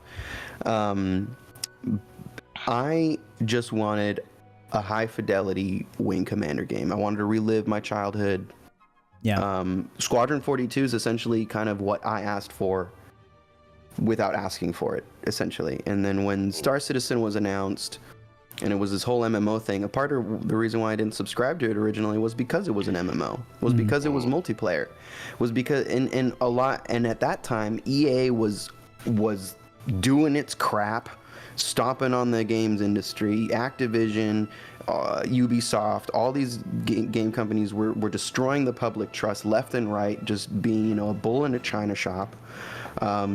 And I was just fed up with it. I didn't know what to trust. And usually, and that was the time when a lot of these new scam MMOs were coming up from Asia and whatnot. And people didn't know what to discern, and they were throwing a lot of money at these fake games, at these scams. and there was a big shifting landscape in the game industry at the time. And so yeah, I was like, oh, MMO. I was like, fuck that. Like, I don't, that's not. It's just gonna be another great PvP grief fest that's gonna microtransaction me to hell. And I wanted a single player narrative experience that I could get immersed into and not be bothered and have to deal with all of the BS, if you will. So Star Citizen, me ending up actually trying it, loving it, and experiencing it was kind of like, it's a treat. It's my dessert. I didn't ask for it. It's above and beyond anything that I could have ever asked for from a game studio to conjure. It reminds me of my ruminations as a teenager of how I would make a video game if I had endless resources and how it would be. And it harkens back to that, and they're really taking that risk and that shot. So for me, Squadron 42 does not bother me in the slightest. I'm actually really excited to see it. Seeing it last year, that's why for me that was the biggest excitement, because seeing all of that come in, and also as someone who worked in Hollywood, in the Star Wars circle, with like being a huge fan of Mark Hamill and there's a lot of other actors that are working in Star Citizen that have worked with Lucas and Spielberg, and for some of them it could potentially be their last appearance. And I'm excited, and a lot of these captures have been done years ago, so you're seeing younger versions, younger acting, chops of these, when they're a little bit more, the actors are spunkier, they have more energy, and you get to see a capture, a snapshot of them in a different way, another piece of their work, another piece of their art, and I really appreciate that when it comes to these single-player narrative experiences, especially when you have such big talent coming into here that is a past generation that is now legitimately retiring as we speak. I'm super excited for that, because it gets me so immersed. Like, I'm going to be flying with these guys and taking orders from this dude, from the guy from Rogue One, and things like that. Like, it just grounds me into it. It makes it feel more real for me. I don't know why. One major thing we've been missing from Star Citizen is story and lore and the immersion that brings. Like, you want to feel. I've been drama. I've been wanting to feel like I'm a part of the universe, and I don't feel like that because Star Citizen is so broken and has no story to it whatsoever. It just throws you in a open sandbox with nothing. Yeah. This infuses the context with role-playing richness. Most people don't know what Star Citizen is. They don't know the lore. They don't even know that there's full languages. They don't know the species. Some people don't even know that there's aliens in the game, other than the creatures we already got. And so that's why Squadron is so important, because it's going to tell you the game that you are playing, the universe that you're in. The ambassador. So that's super important. Yep. So I'm going to let him cook. So what section are we on right now? We're on the redacted. So we were talking about Squadron 42. Do you guys think that there's going to be a demo? I will hope so. The leaks. I will most definitely hope so. The leaks say Chapter 1 of Squadron will be shown, not playable, but shown off. Okay, I would say that in this redacted section, let's say it's 5:30, closes at 9. It doesn't say when it. It's a when it huge ends. right, but that's a lot of time. They could potentially fill up with something. Because they do a playthrough of Chap 1. And you also have to keep in mind that you close at 9 o'clock. So that's a whole.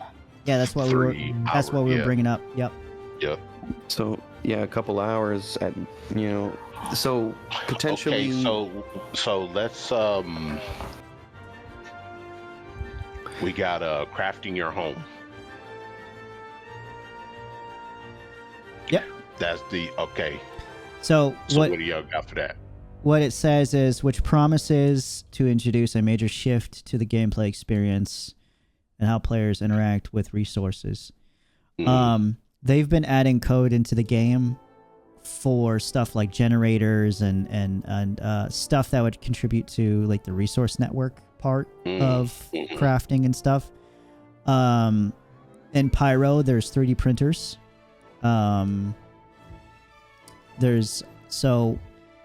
I think, I mean, they've had a whole year to develop base building, and they've already had the tools to plop these things down, you know, and they could give us a very bare bones tier 0 of base building where we craft the basics of what we need to live and to stay alive. And for me, that's all I need. If they could do that sometime, if we can get that sometime early, like next year or by the end of the year here, sometime within the first half of next year, I'd be pretty happy. Are they gonna add? Well, you would hope so, right? That they would add more materials than what we have. Yeah. On so that we can mine and gather. Oh, well, I don't know. I don't think mining or cargo hauling, or I don't think many of the game loops will really kind of tie into it yet. I would hope so. Yeah, utilities feels like it'll come later. I think it would come later. I don't think you necessarily need it. I could see the building. Now, they have the building materials from, like, salvaging. So I think since that's already in the game, you're going to need the building materials to probably build your home. So there's going to be a lot of salvaging probably involved. Or you could maybe potentially straight up buy building materials off of other people or vendors or something. So last year, they showed us a really pretty demo or trailer of what base building would look like. It looked like it had, the blue ploppable, planning that you could do. You could just, set things down. Maybe have to chop some trees or terraform it, or they just replace them. A little bit. Yeah, blueprints. So it's been a whole year now. We're in the next CitizenCon, and now I think that because that was just kind of like the introduction to basically what the idea is that they're trying to like break, build. And now they say explore the fundamentals of crafting and base building. Like Joe said, probably we're not going to get into any of the utility just yet, but right now they're gonna try to get us to a point where we can potentially place down our own buildings, and then hopefully they stay there, and then hopefully we can sleep in them, and then hopefully we can spawn in them. And if all of that works, then we can move on to the next. Where do we pull the materials out of thin air to plop those buildings down? There has to be some form of gameplay loop in order to do that. Yeah, we already brought up that salvage would probably play a gameplay portion of that. You would have to salvage to get the building materials. You'll bring the stuff with you for now. Yeah. So that's probably the main ingredient. So I would have to buy a vulture. Or hire somebody with. You don't have to buy it. I have one. All you got to do is hire me. Or me. Or Virago. I mean, and then a vulture is somewhat cheap within the game to be able to buy as well. You got to grind somewhere, and then it would be nice if they was to put some more trees on some of the planets, more things that you can find and gather, with your multi-tool when you're on foot, to justify being on the ground as opposed to being in space, being on planet side a lot more. Honestly, to get away from those pesky fucking hangars, dude, and like the landing zones. Yeah. And for how crowded things are going to get with server meshing, we need the base building to be a thing, so we don't have to deal with with all that. And they'll add more resources and animals and stuff. That'll all come with.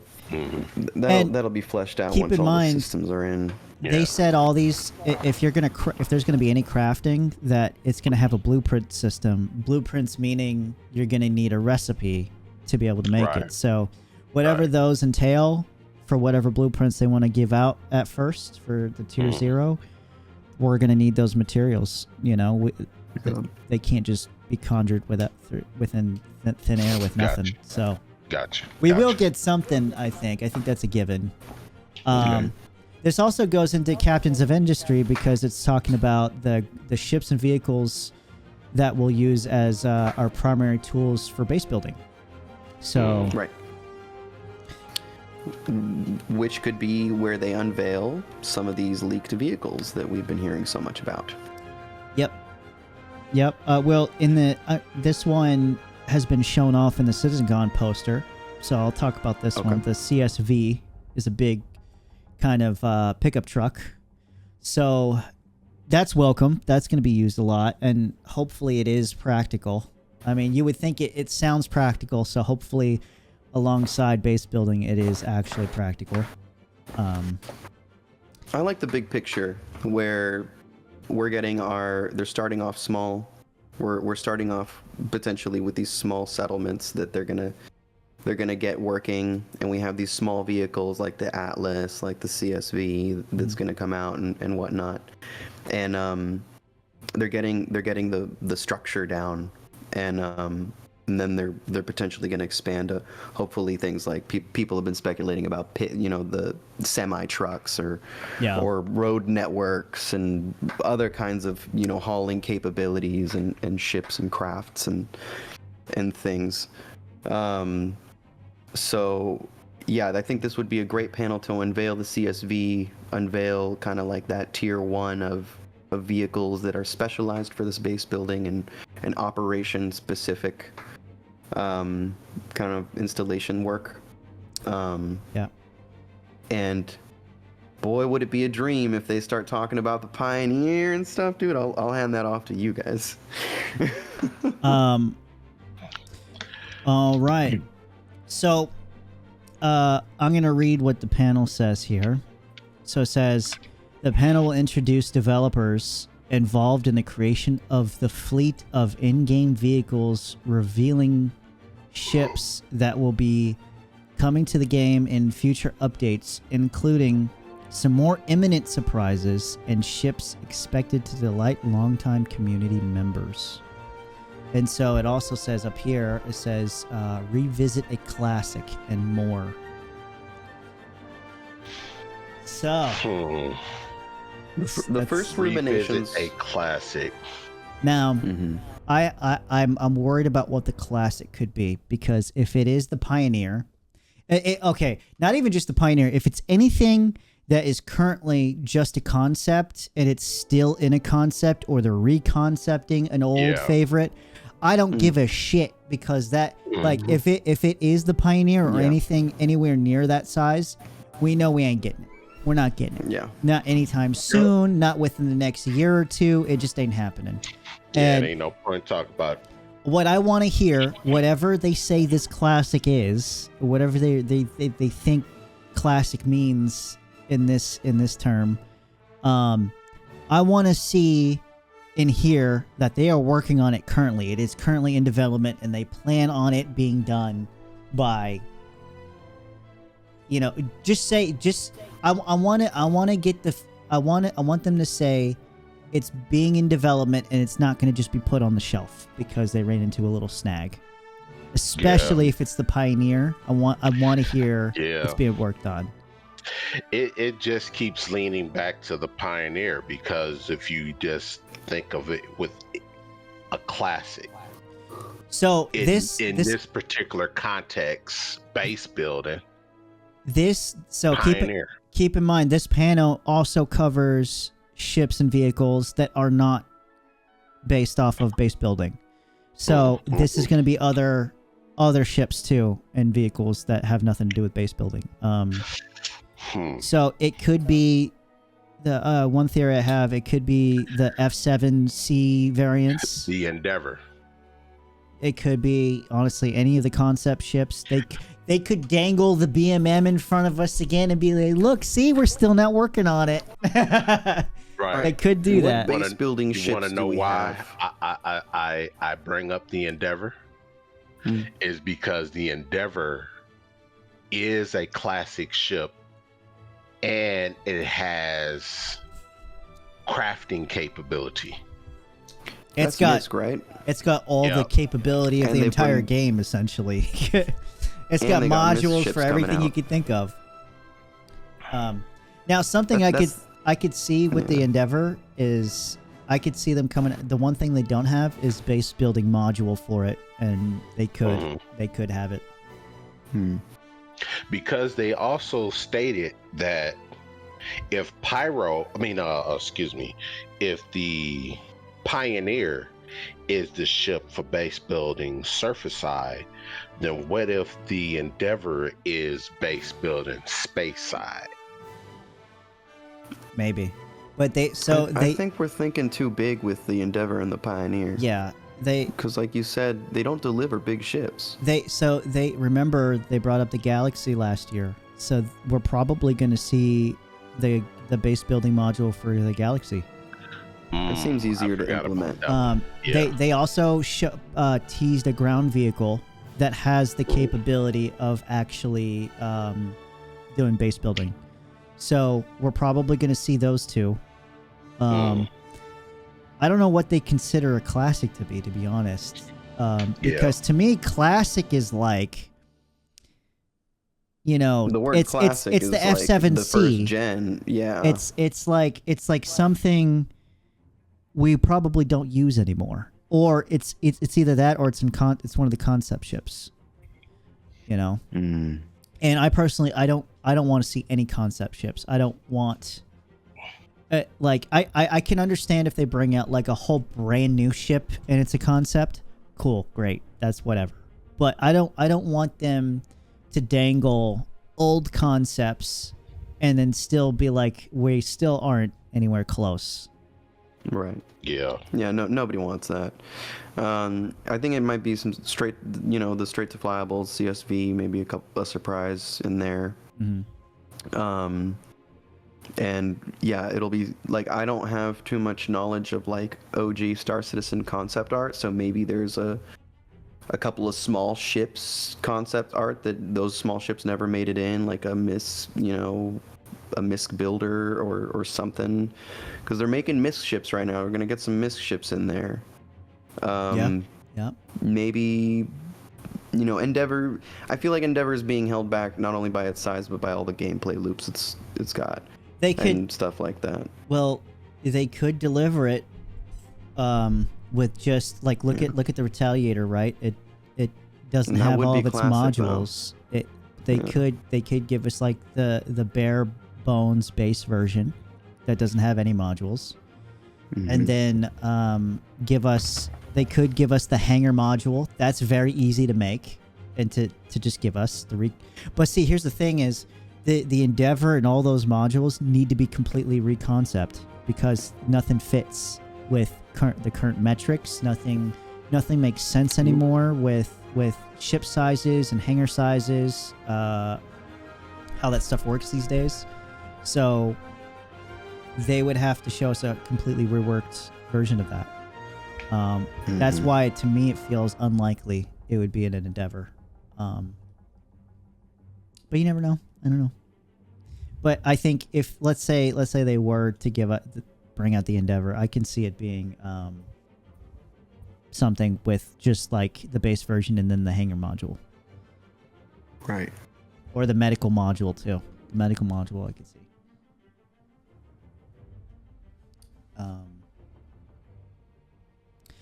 But yeah, is that your guys' final thoughts on the Captains of Industry, or you guys got any more to add to it? Yeah, I don't have any more. I'm stoked. I'm really stoked on the base building. The way that I because I didn't know necessarily everything to expect with CitizenCon and Star Citizen and the way its development pace goes. When I saw that trailer for base building, I was like, oh man, this is it. Like, we're gonna possibly start getting some of this stuff in Evo or PTU. Mhm. by this year. But no. It seemed like they were just kind of showing us what they're settling down to work on with that stuff. Like they finally have ideas for what it's going to look like, because before that, I had only heard all the rumors, and the research that I did was like, oh yeah, their land claims were sold once, and I would find them on the gray market, and I was like, whoa. You could still buy a land claim with the Pioneer. Oh my god, yeah. That's the only time you can get it.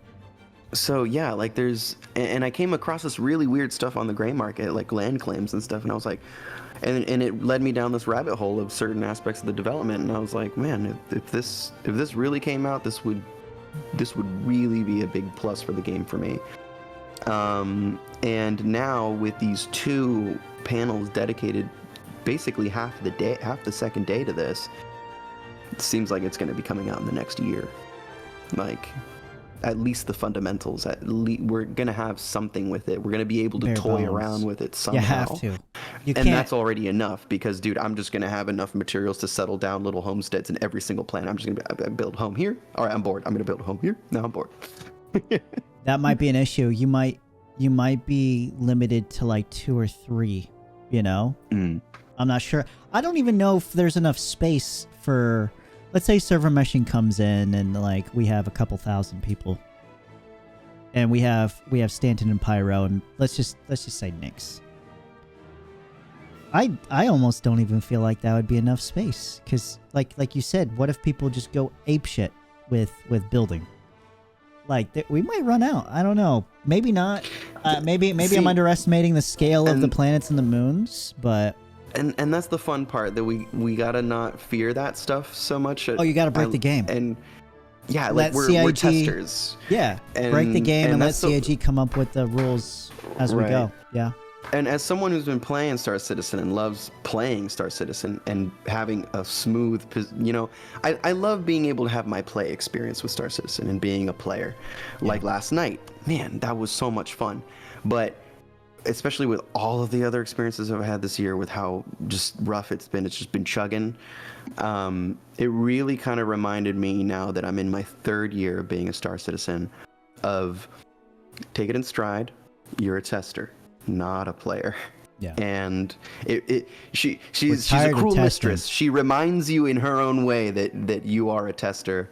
And when it comes to these kinds of things, I mean, this is actually going to be the first. I mean, I'm so excited because, I mean, I could talk another hour about it because of my own experiences with Archage and certain MMOs and the concept of land rushes when they first come out, and owning your own land. So you got like the whole server bogged down with freaking thousands of people spreading out.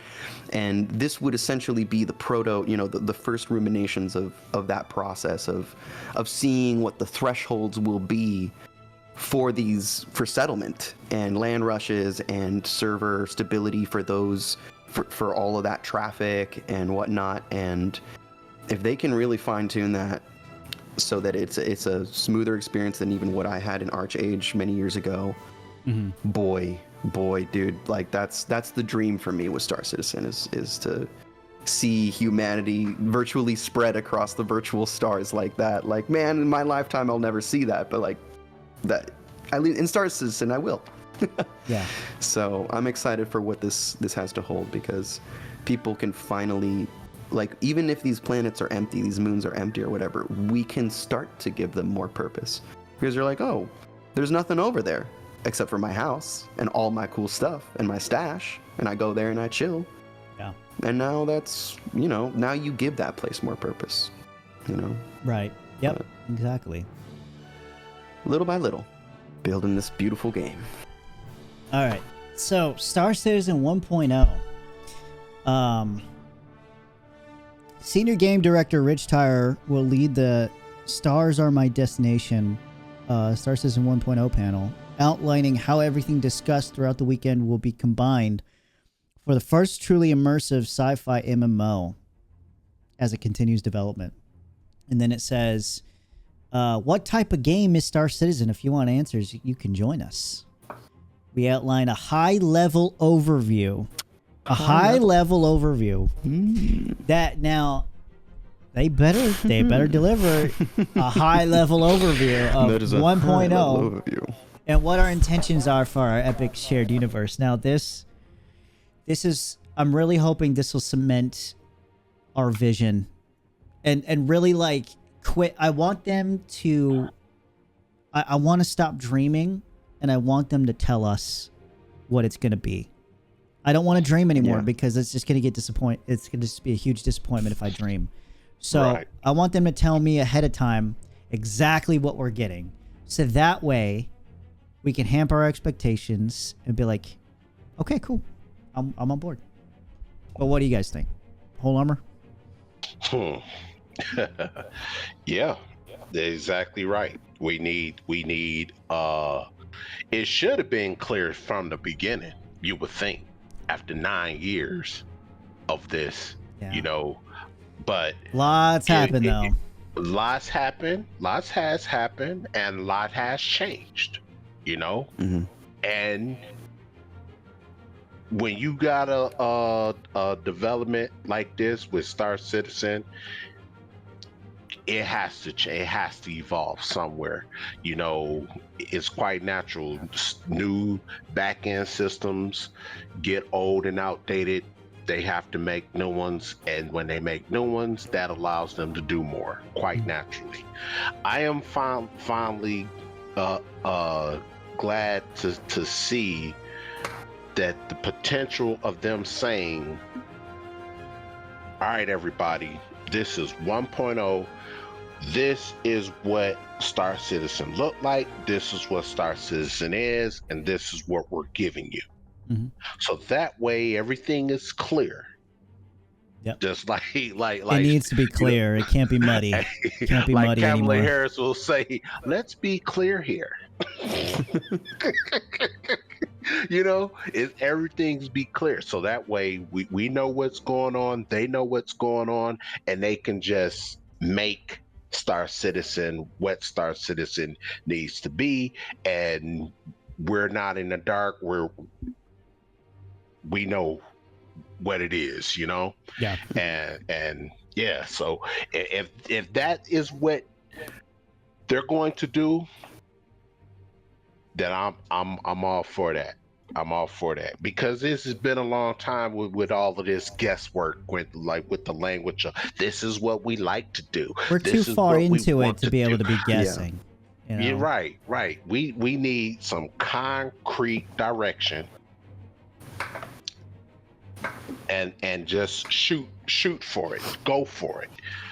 Yeah. You know? And it doesn't matter whether people like it or not. You got plenty of time. You got endless amounts of time to be able to figure that out and make it better. But just stick with something, finish it, you know, see it through.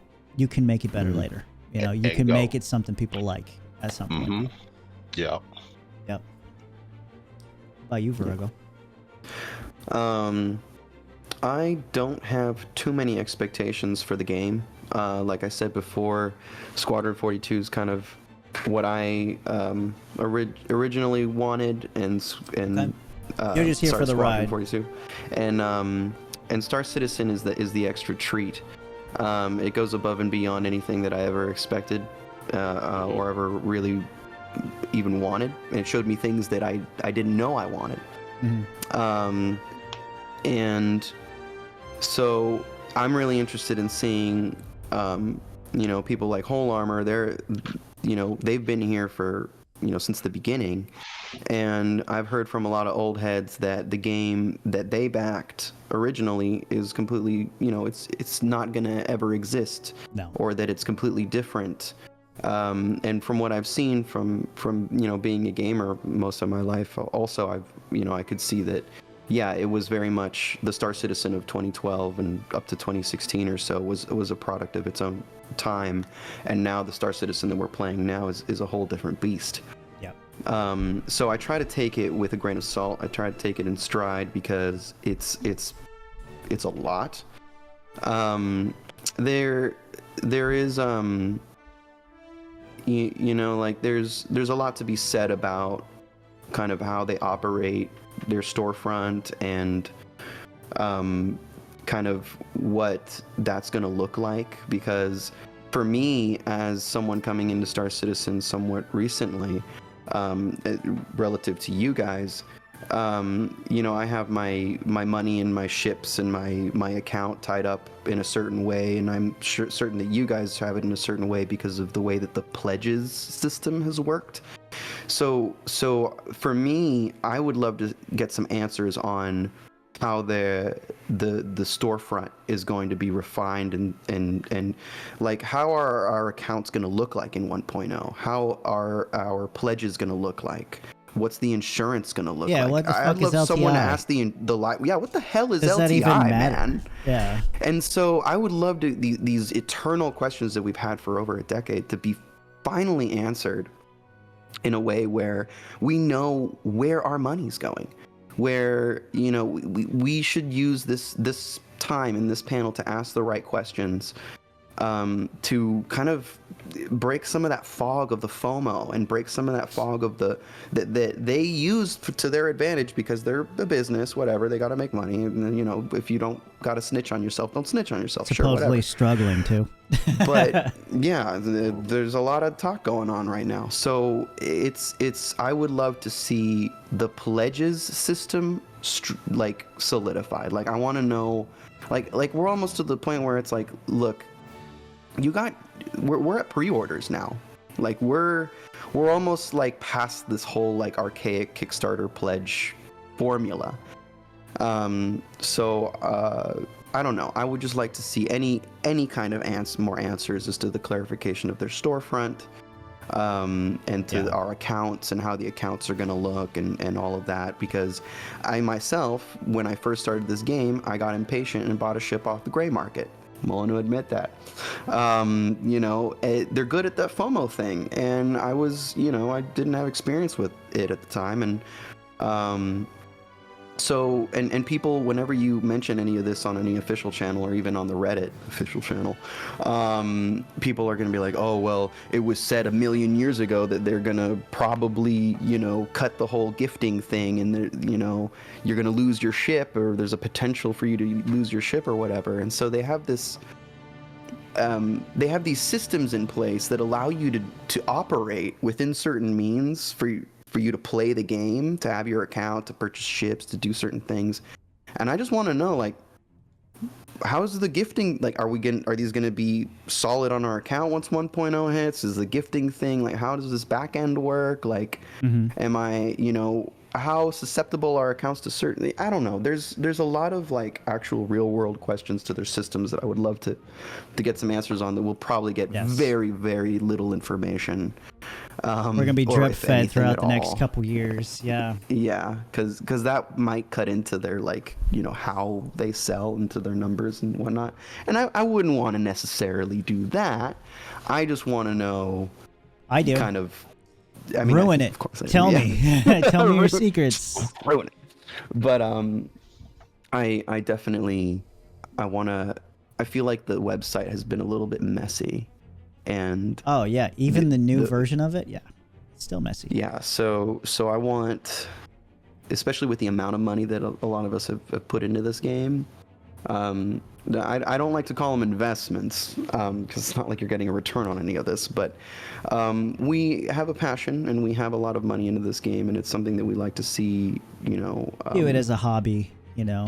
Exactly, it's a hobby. So you want to make sure that your affairs are in order, and that nothing on the back end is going to come out and be like, oh yeah, so like the LTI, or this is, it's a Wazzy, it's a Woozy, you know. Like, I want to know, is it worth putting, you know, effort and time and money into this hobby that potentially might not be enjoyable in the next year or so? Right.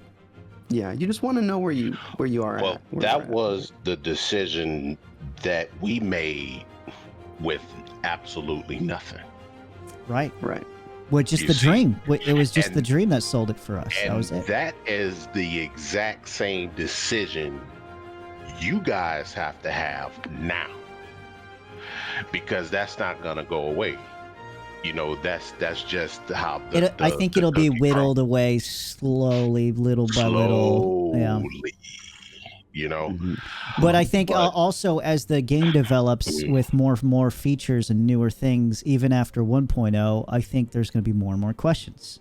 There's always going to be questions. Yeah. Yep. Because the game, the lore, the game, the story, everything about it is ever expansive and could go literally anywhere.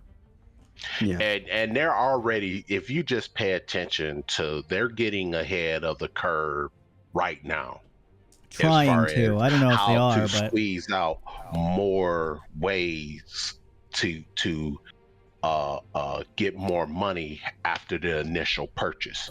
They're already selling cosmetics. They're already selling paints. They're already selling weapons. They're already selling body armor. now, see, right? all of that needs a rework too. You know, but It it's can't being stay the way it sold. is. We're buying it. Yeah. I'm buying paints. I'm buying body armor and weapons and things of that nature because I'm no longer buying any ships. You see, Yep. so they're already ahead of the game as far as keeping the revenue coming in, and I think that as time progresses and the game gets a lot larger in scope with more star systems and more places to go and more missions to do, and they start incorporating organization based things into the game, people are going to spend more money, Panel 2, baby. Panel 2. you know. It's all up to panel 2. Yep. Yeah. So now that we're kind of getting close to our cutoff time here, Yeah. let's go ahead and I'm going to wrap it up with just one more question. And Sure. it's going to be after seeing the schedule, after everything we talked about last, couple months or so, what we've seen up until this point, what are your hopes for next year? And what do you need them to do to keep you interested throughout the next year? What do I need, Joe? What do you need? I need that base building, Joe. I need that base building in next year, man. Yeah, yeah. And it could be basic. And when I say basic, Yeah. it could be rough. It could be Just let one me or plop two a house things. down. Yeah. A coffee maker. Yeah. Not asking for a whole lot here. Yeah. Right. What about you, Whole Armor? Yeah, I'm looking forward to the base building. Hopefully, we see a lot more than that. A lot more on that next year, and have the ability to do that. I would like to see server meshing up and running and rocking, to be able to see the player numbers increase, and hopefully next year we get an extra star system beyond Pyro that we can travel to and explore and things of that nature. So yeah, I'm also looking forward to the parkour system that they talked about. We'll be able to jump from ladders and climb, and where we can explore on the planet side and traverse different terrains and things of that nature, and have more ground-based gameplay on the planets and the moons, and so we can, I want more multi-crew, exploration. and I want the resource network, and right, multi-crew things. Yeah, all this stuff keep might going. be too much, though. Yeah. Yeah. Yeah. Well, we got a piece of it so far with as far as the multi-crew. I'm eager to get back And into the game and get at a try, see what's going on. We with still that. don't even have a full picture of 4.0 and what's going to be involved in that. And they want to talk about 1.0. So that's got me a little worried. I'm hoping they show off more of 4.0 and things that they haven't talked about already is what I mean. I don't want them to repeat stuff. I want them to kind of go over some stuff in that patch that we haven't talked about yet. But yeah, that's all really good stuff that I think, I think if we get most of that stuff next year, that'll keep us going for sure, keep our hopes up. Now, what about release dates? So there's a leak saying from last year, there was a leak saying internally their goals is Squadron 42 beginning of next year some point, and then 1.0 Star Citizen release second half of next year. how realistic is that stuff to you guys? And do you guys need a release date for next year for any of those things? I don't. Like me, no, I don't. I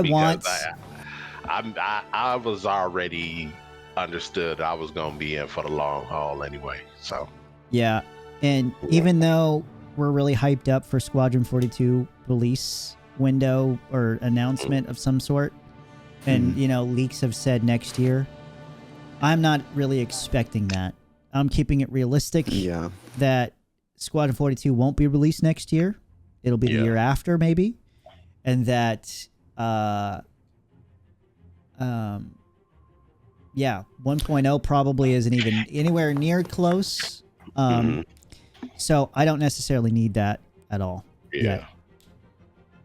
It would be nice if they gave a solid concrete release date for Squadron 42, but at the same time, they have done that before and it didn't go well.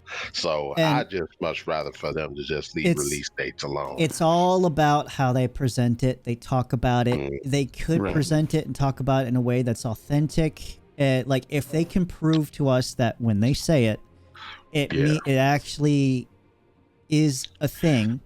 Yeah, I just don't want them to lie to us. I just don't lie to us. Well, you know, don't lie to us. Yeah, I don't think that they're gonna, you know, want. It's not their intention to lie to us, but definitely or intentionally. Don't even make the mistake. Yeah, I would say for myself, yeah, the healthiest expectation you could possibly have with this game is to definitely not set any dates on anything. Take those two things. If they're planning, I mean, they're a business. They got to plan on stuff internally. If they got some plans, I mean... they feed off of our dream. They need to keep the dream alive. We don't want to dream no more. We're tired of dreaming. They also... They also rely on can't it. lose too much money on the marketing and the steam that they keep, you know, as one builds the steam in the engine, you got to keep the engine running. It just... and so if they were to delay more and just spend more money on CitizenCons to just keep blowing steam into it, I don't think it's going to have a good return. So I think that what they're doing, at least setting these goals for the next year or two, is healthy, so that, you know, you know, the company has a direction. If you don't have goals, you have no direction, and you won't meet anything. You're just going to be all over the place, which they kind of are still, but... So for personally, I don't have a deadline for this. Like, they could take another 5 years. I'm still a young guy. I'm in my early 30s, so my eyes are still good. So I'd have no complaints. But then again, there's a lot of this community that it really needs this game to come out. Like, these games to come out. Like, it's just been a long time, a lot of money, what have you. There are all these other personal reasons or what have you that obviously are irrelevant to the development of this game. But the community really wants to see this game come out, and I think that seeing these dates even as an internal goal is hopeful. I know that to me it even gives me a small ounce of hope, because that means structure, that means direction. And my healthy expectation, add a year on top of each one of those. That's it. Yeah. Just add a year.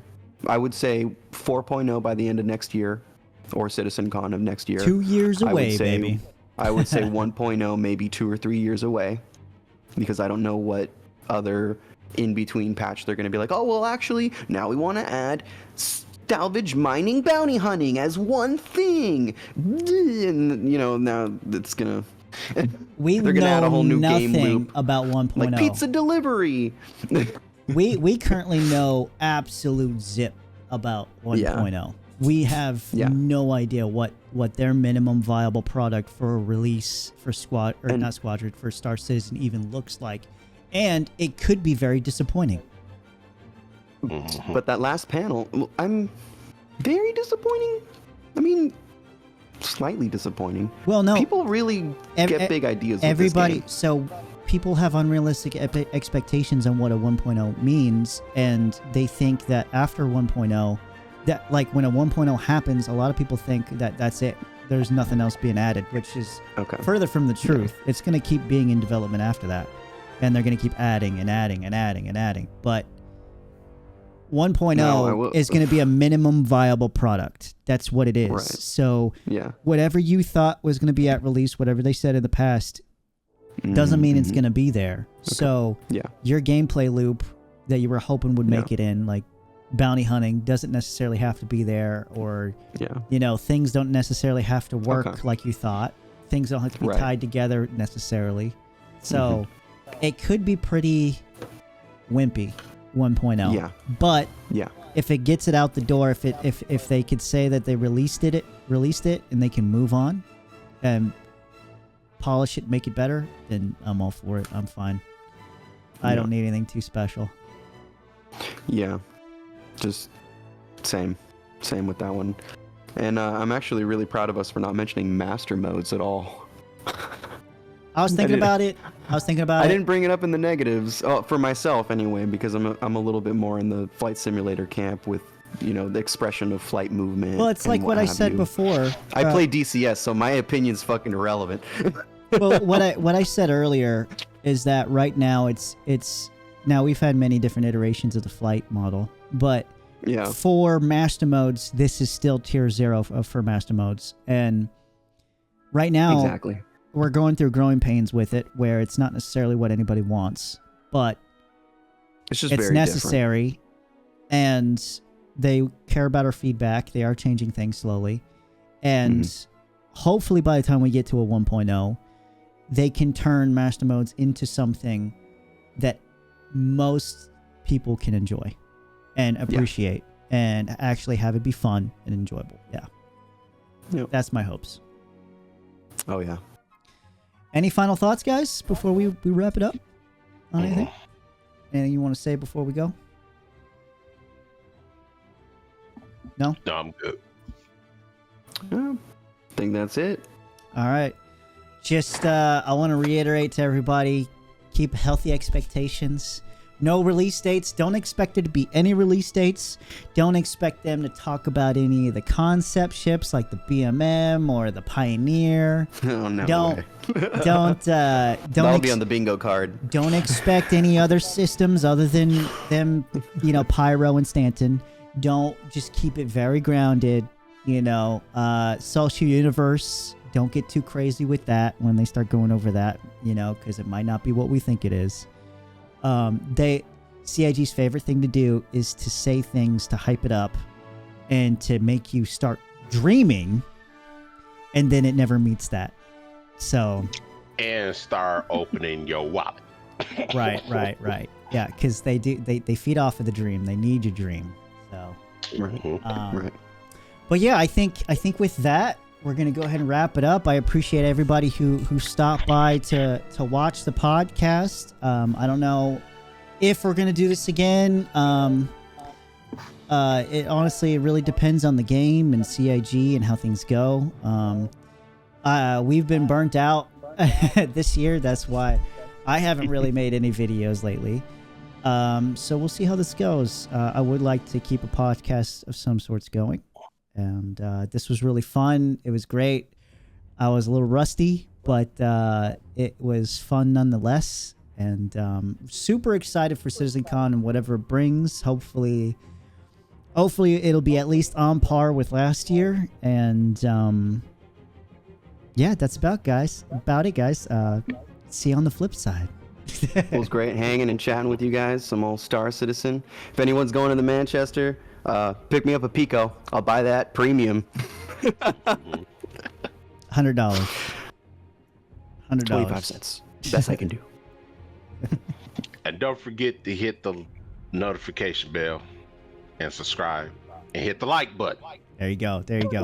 Oh, and one more thing. Me, Whole Armor, will be streaming CitizenCon at 2:30 Pacific time. So feel free to stop by.